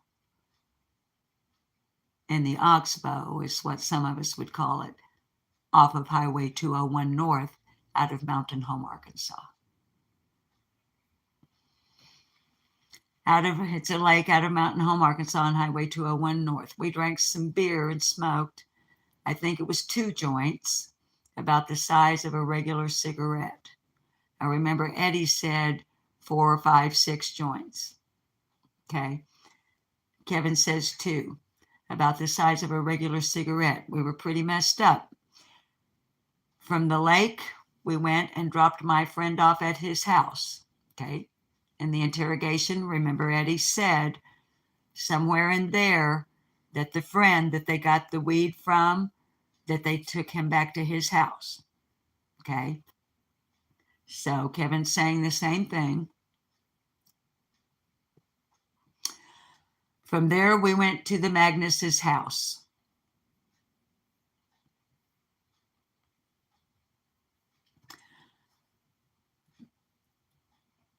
Okay. This is Kevin is about to tell us, because I had asked him, if you'll recall, that as soon as he was comfortable, if he ever felt comfortable, that I wanted him to tell me what happened that night. You remember? He's about to tell us. And this is the first time in over, I'm pretty sure, at least 25 years that I've read this.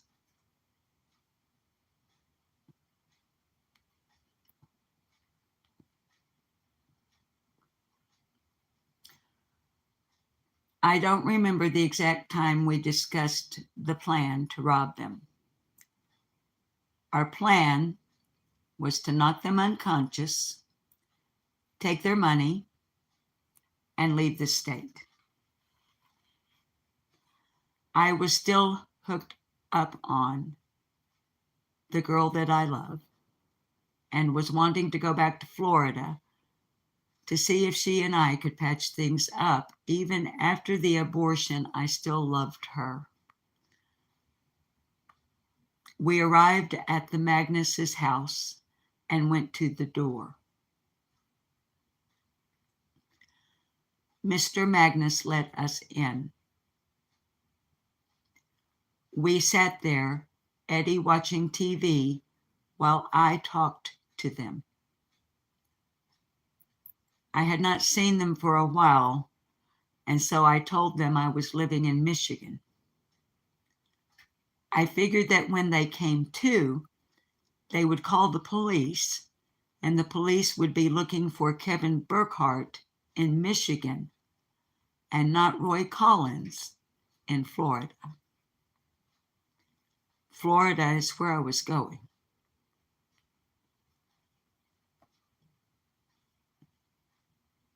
Eddie and I got up to leave, and I gave him some kind of signal. Now we already know, we know what this signal is, or at least what Eddie said it was. Kevin would nod. Eddie was shaking his head no, according to Eddie.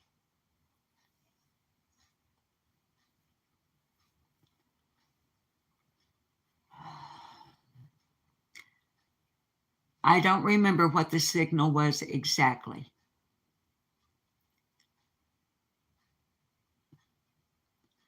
Eddie and I attacked them.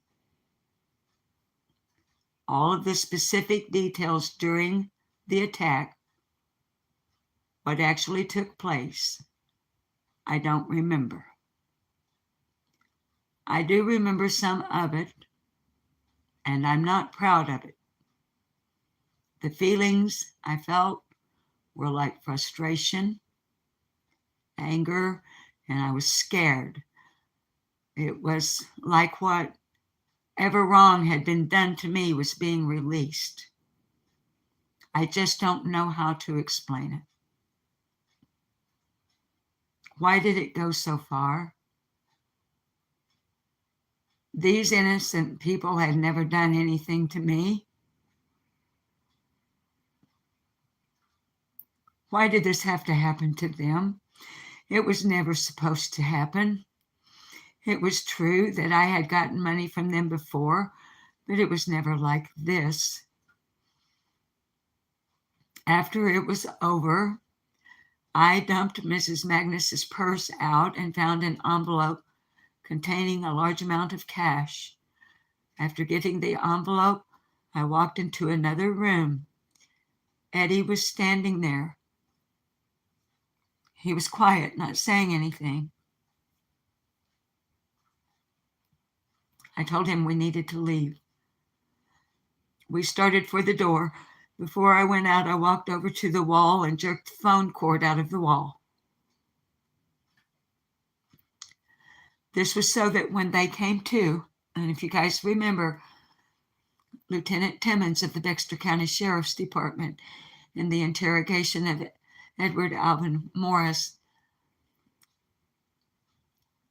or maybe it was Sheriff Joe Edmonds, interjected, and who jerked the phone out of the wall?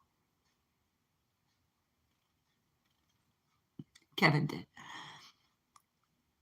This was so that when they came to, they could not call the police immediately. I thought maybe this would buy us some time to get out of town. I went out the door. I was first, then Eddie. We got into the van, and I handed Eddie the envelope and told him to split it. I think there was something near $1,000 in it. I never counted the full contents before giving it to him. We took back roads all the way to Flippin, using gravel roads as much as possible. This was to stay out of town. Somewhere along the way, we stopped at a bridge.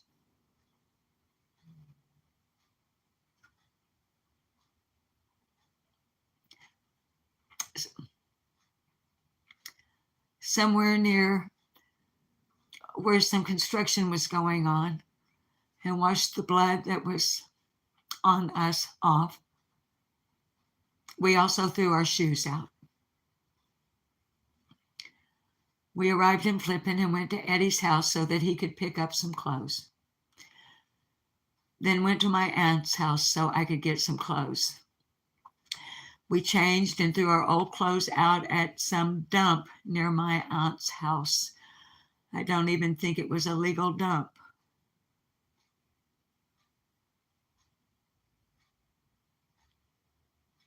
What an odd thing to say.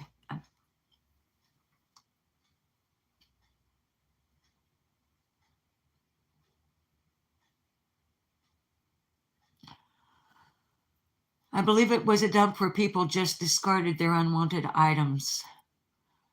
From the dump, we went back to my aunt's house.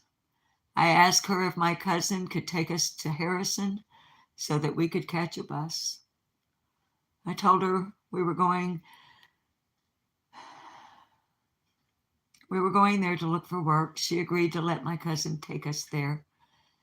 I drove. When we got to Harrison, I filled the van up with gas. We then went to another store where the bus station was. I believe it was the White Oak station. Yeah. We bought tickets to Little Rock. My cousin had one of her daughters with her, so we went to some place that had miniature golf and some go-karts. My aunt and cousin did not have a whole lot of money and wasn't able to do things like this, and this was the reason we went there. After we went there, we went to a motel and rented a room for the night. The bus would not be leaving until the next morning. The clerk at the desk said that they would wake us up the next morning, and the next morning we were awakened and given a ride to catch the bus.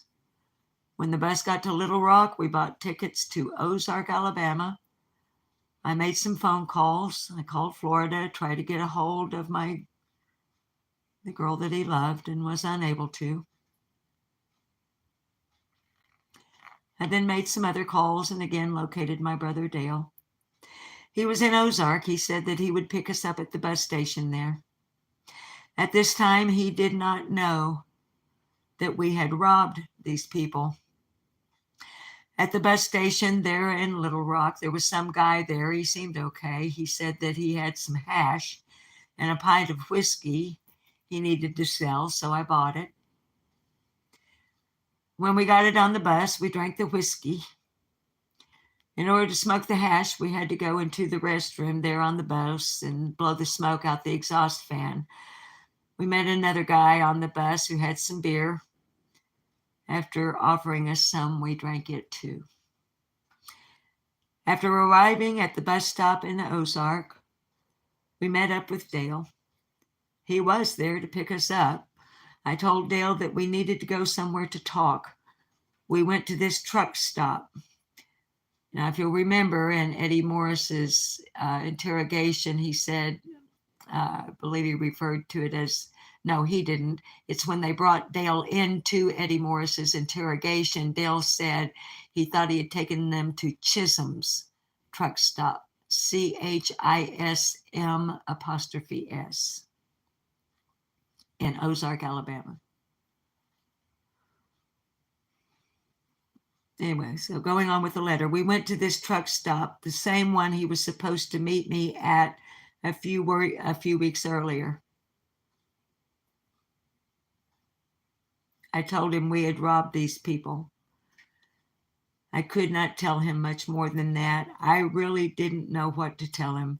I told him that we needed a place to stay for a few days, so we rented an apartment. It was put under Dale's name in case the police were looking for us.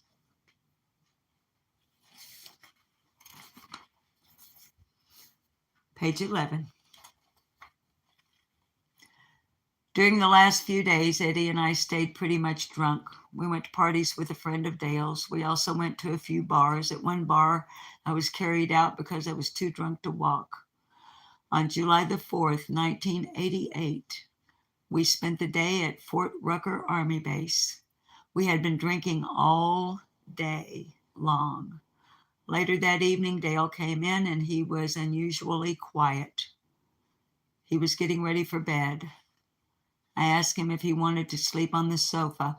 The apartment we were staying in only had one bedroom. One of us slept on the floor, one on the sofa, and the other usually slept on the floor. Dale normally slept on the sofa. As he was getting ready for bed, I asked him if he wanted to sleep on the sofa, and he said no, that he would sleep in the bedroom. So I ended up sleeping on the sofa. Later that night, I got up to use the bathroom, and while I was up, I went in to check on Dale. He wasn't sleeping on the bed, but on the floor between the bed and the wall. I also thought this was unusual. I went back to the sofa and went to sleep. The next morning at around 7 a.m., I was awakened by a knock on the door. I went to the window, looked out, and all I could see were police cars everywhere. Some were marked, some not. Later, I also found out that a SWAT team was there also to assist in our arrest. I went back over to the couch, not thinking of anything in particular. I heard the door open, but I couldn't see who was at the door. There was a wall between the door and where I was sleeping at. After the door opened, I heard Dale say, "They're in there." I looked up and seen some men come in. One asked me if my name was Kevin Burkhart, and I said, "No, my name is Roy Collins." I heard another officer say, "That's him." He said, "We're from homicide, and we have a warrant for your arrest." I thought, homicide? I said, "Wow," and raised my hands up and placed them against the wall. It still wasn't registering in my mind. Homicide? What could they be doing here? I was then given a pat search and escorted out the door and placed in the back seat of a patrol car. I can remember walking out the door with nothing on but a pair of blue jeans, no shoes, and it was raining outside. Eddie was placed in another patrol car, and so was Dale. All three of us were transported to a police station there in Ozark. I couldn't tell you if it was a county, city, or state agency. I wasn't thinking about it at the time. While at the police station, I was taken to an interrogation room. It was equipped with a polygraph machine, and it was also extremely cold. I believe they had the air conditioner turned up. I guess Dale and Eddie were in separate rooms. I did not see them when I arrived. Excuse me. We're almost there, kids. Hi, Ange.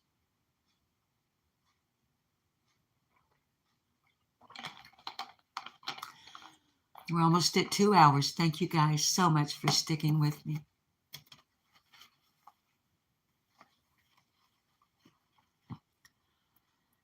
During the beginning of the interrogation, let me begin that sentence again. I'm sorry. I've got a tickle. I think you can see on my face the impact that this is having on me.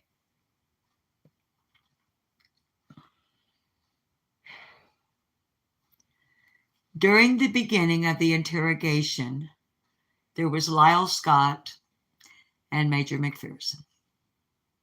Yes, I knew both of them extremely well.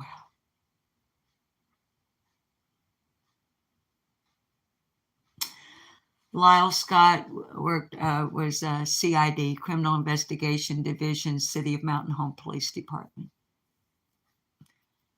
Mountain Home, Arkansas. Major McPherson, and Major was actually his first name, not his rank. He was Detective Major McPherson. I had known him all my life. Anyway, he was an investigator for the Baxter County Sheriff's Department. They were both from Mountain Home. There was also another officer, and I don't know who he was, nor what agency he was from. This officer kept trying to ask me questions, and I wouldn't answer them. Now, remember in Eddie Morris's interrogation, in the margin, the unknown law enforcement officer's first name was jotted in, Bill. I had, last page. I had asked to speak to an attorney. This officer said, "You killed them and you're going down for it." Killed them? I didn't kill anybody. He kept on and on. I was sitting there. All I could think about was wanting to see my brother. I pleaded with them numerous times to let me see my brother. At the time, that's all I really wanted. Now, kids, let me digress for just a moment. These law enforcement officers were doing what law enforcement officers do. They were doing their job.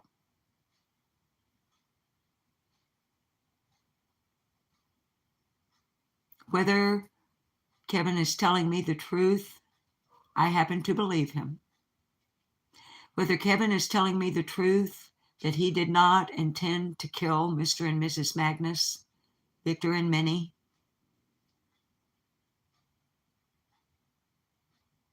I believe he did not intend to do that. I really, truly, in my heart, believe that he just wanted to do what he's told me in this letter. And I honestly believe that until the moment he was confronted by law enforcement, until Norman Wilbur, his defense attorney, sat down in his jail cell or in the interview room with him and said, "Kevin, they're really dead." Lyle Scott, Major McPherson, these other law enforcement officers, Kevin, they're not lying to you. Mr. and Mrs. Magnus are really dead. I believe until that moment, Kevin did not know that he had killed anyone.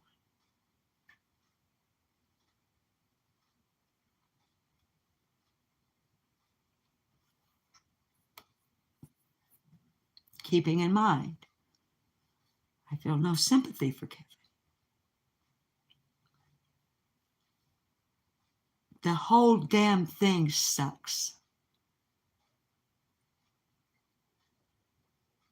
The kid never had a chance.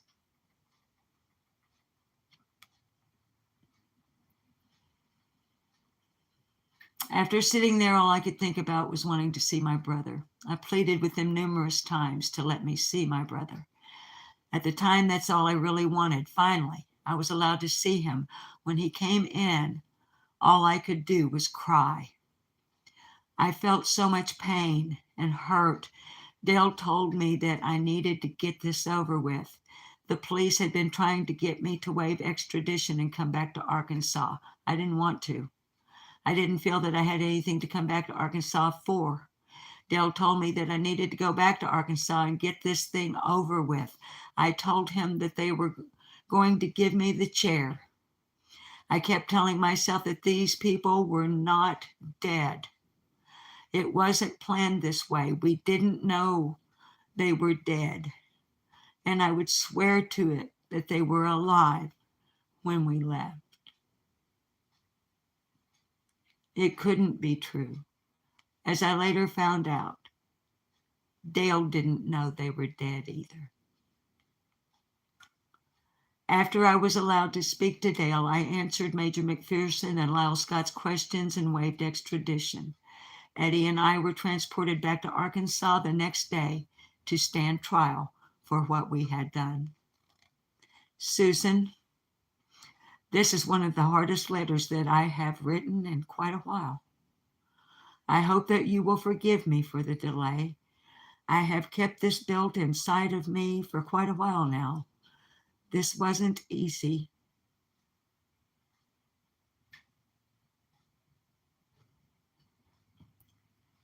During my normal everyday activities here, I try not to think about what happened that day. It's not something that I'm proud of, and I have a problem forgiving myself for it. After today, February 13th, 1995, I know that I am going to have a long, weary road ahead of me. The reason that I say this is because I received a letter from the 8th Circuit Court of Appeals in St. Louis, Missouri, where I appealed my case to. The letter consisted of 2 lines telling me that my case had again been denied. I'm going to close this for now. If you have any more questions concerning any of this, as always, don't hesitate to ask. Sincerely.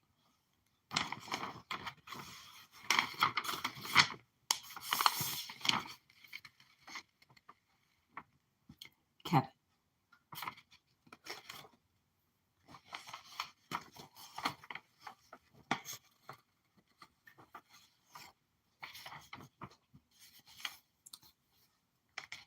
You'll see why I have the mixed emotion that I described to you in the beginning.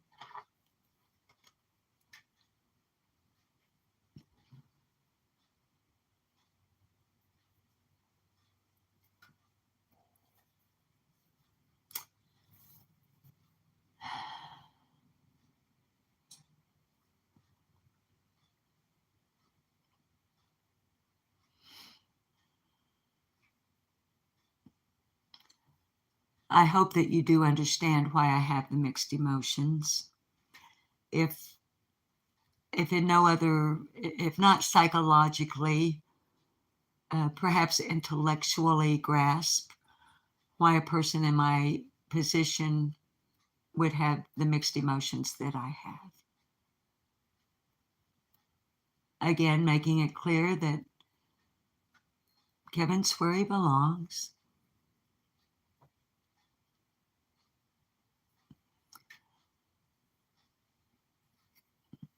Yet I can't help but wonder, had his father not been killed that rainy night?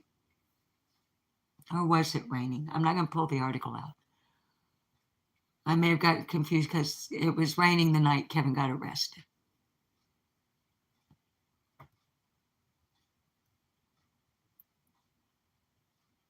If he hadn't gone from being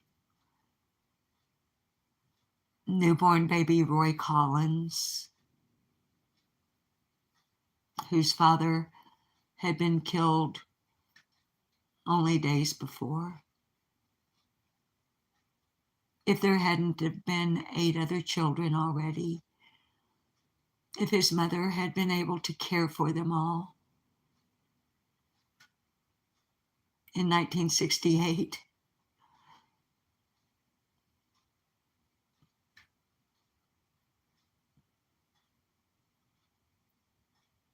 if he'd had a different life, if he hadn't have met the young girl that he fell so deeply in love with, if only they hadn't had their personal tragedy, if only, if only, if only.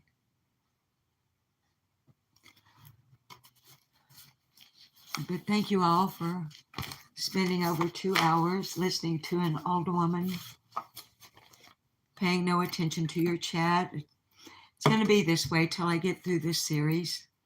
My other channel is suffering for it. Furry Feline Monsters of Mass Destruction is mine and my husband's cat rescue channel, which is actually a monetized channel with members, and I haven't really made a post over there worth those kids seeing since I started this, but I'm absolutely determined to get through it. So I'm putting what we just read back in the Kevin Burkhart file. The next letter will be from January 22nd, 1995.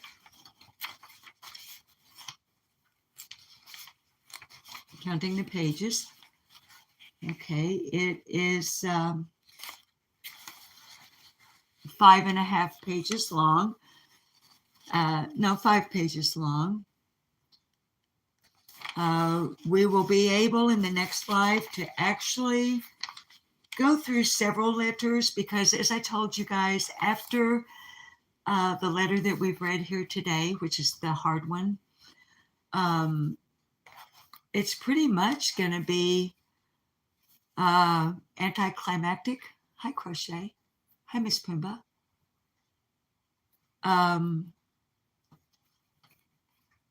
Because we're over the hard part. And the rest of the letters will pretty much be letters from a man who has accepted the letter from the 8th Circuit District Court in St. Louis, Missouri on the 13th of February of 1995, telling him that for the second time his appeal had been denied.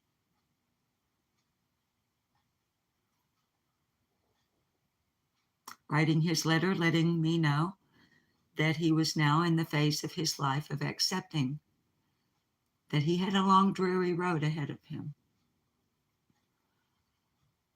1995. What, 23? I mean, I'm stuck with math. How long? 25-ish?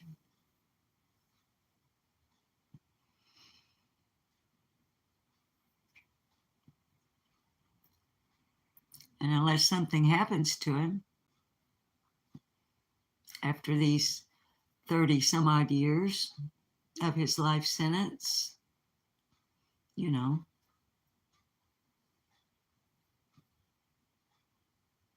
he will probably die an old man of natural causes.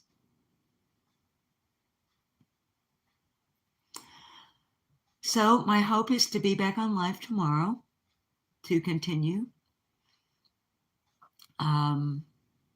till I get through the letters. I'm going to make it shorter because, like I said, high flies. You know, I I have members on the other channel that are paying me to create cat content. And they know I'm doing this. Most of the subs are crossover subs, But at the same time, I have an obligation there. But guys, I don't like to leave you on a note, but I don't know how you pull out of that. I do have a song popping into my head. I lost little ones.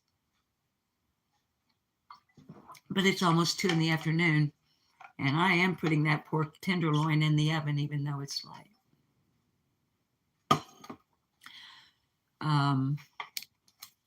But I need to stand up, because when you get to be my age, even if it's on a cushion, it makes my hips hurt. Hi, Poppy Red Mustang. Baby, I had to start early today. And I'll probably, Poppy, I'm sorry, but I'll probably start earlier, like this, to finish out this series on the Kevin Burkhart letters from prison, sweetheart, because making the schedule adjustment yesterday threw off my scheduling with the cat rescue for the entire rest of the day. As a matter of fact, little old man didn't get his lunch till after that live ended, and he usually gets his lunch like at about the time I was starting the live. You had to work late, so no worries. Okay, you're gonna have ham and cheese potato soup. Okay, I'm taking this pork tenderloin, and I'm going to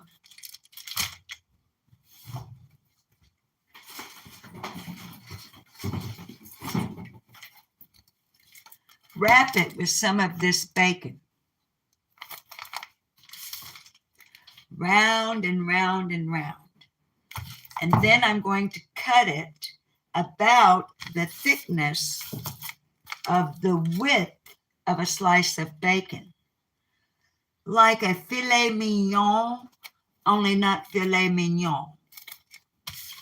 Pork tenderloin mignon. And then I season them with a little salt, a little pepper, a little garlic powder, a little bit of onion powder,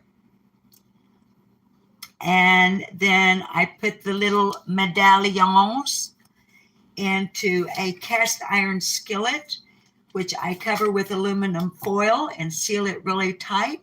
And I stick the cast iron skillet into my oven on a slow oven at about 275, maybe 300 since it's later in the day. And around 6 o'clock this evening, me and my hubby will be having bacon wrapped pork tenderloin medallion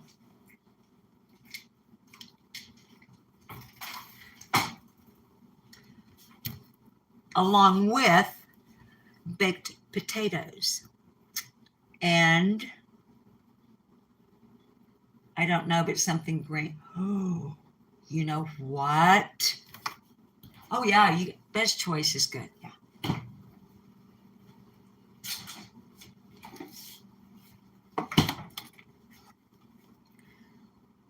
I'm thinking, corn casserole sounds so good. Puppy Red Mustang.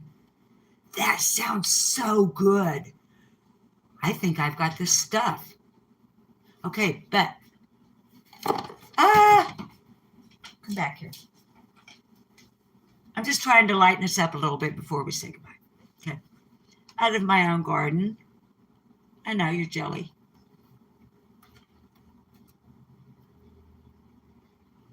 Poppers. Gonna cut in half. Stem on. Okay. Cut in half. De-seeded, demembrane, stuffed with cream cheese and roasted in the oven. Yeah. And maybe corn casserole. If I can remember, I haven't made a corn casserole in so long, I don't know if I can remember how. Then I got a recipe. Anyway, but I've been giving a whole lot away because we've had a really bountiful crop of the jalapenos, and guys, they are so flavorful. They've got that really rich jalapeno, that nutty taste that jalapenos give you, and just enough heat that it doesn't burn the palate after you swallow, but you get just enough heat with that cream cheese. And you love corn cake. You guys, now I have to. You're making poppers tomorrow. Let some turn red. Yeah, I do like to let some of them turn red. But, so. Okay, I'm going to have to look up my recipe for corn casserole. I got a million cookbooks. I got a corn casserole recipe. So, anyway, guys, as is the tradition here on Lip Lock No More, I sing you out.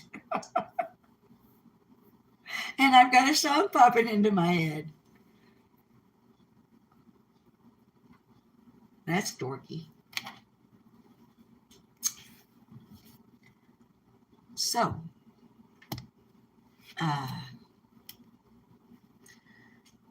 now let me think, because this song has, I think it has at least 2 key changes within this very short lyric.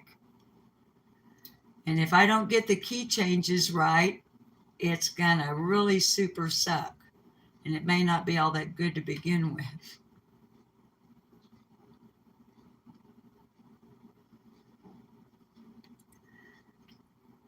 As time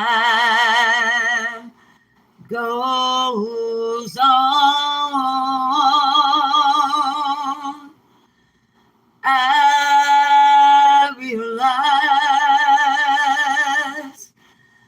just what you mean to me. And now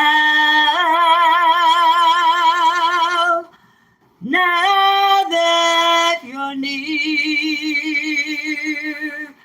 promise your love that I've waited to share,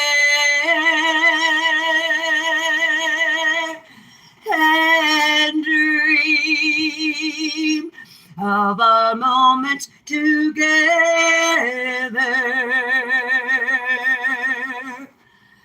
Color my world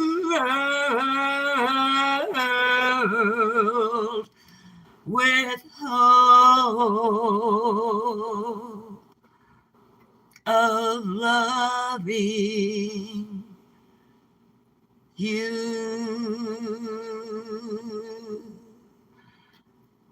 I would tell you to behave yourselves, but I don't see any sense at all in me wasting my breath and your time, because we all know you ain't gonna do it. So go have you some fun, but please stay self-aware and pay attention to what's going on around you. Please learn, teach, and look for the universal hand sign, palm to the thumb, 4 fingers over. That person's telling you, help me, I'm being held against my will.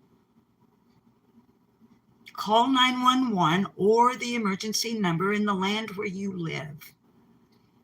Try to keep them in your line of sight without drawing attention to yourself, if it is at all possible, until law enforcement arrives. And once law enforcement arrives, you get your hind end out of the way and shut your mouth until they talk to you, because you've done your part. You need to let LE do theirs. All right? So, learn it, teach it, look for it, And don't ever forget, there really is one batshit crazy old cat lady out here on one of the over 51 million channels on YouTube. Baby, spread your wings. Spread your wings and fly. There's more just on YouTube than the morass that is going on in a certain community right now. Go learn something and do something positive. Be kind to one another, damn it. It doesn't cost you one thin dime, and it's not going to hurt you a bit. And the good book tells you that if you do that, it's going to come back to you tenfold. And I'm telling you that it's going to come back to you when you very least expect it and you need it the very most. And on that, you can trust this old lady. Take it to the bank. They'll cash the check for you. All right. Now, you don't have to go home, but you're not staying here. I've got a pork tenderloin to wrap in bacon and slow roast with poppers. So get out. I'll say hi to you hopefully on the next chat. Love you. Get out. Get out. All this fussing and fighting and pitching a bitch. Get over it. Get over it.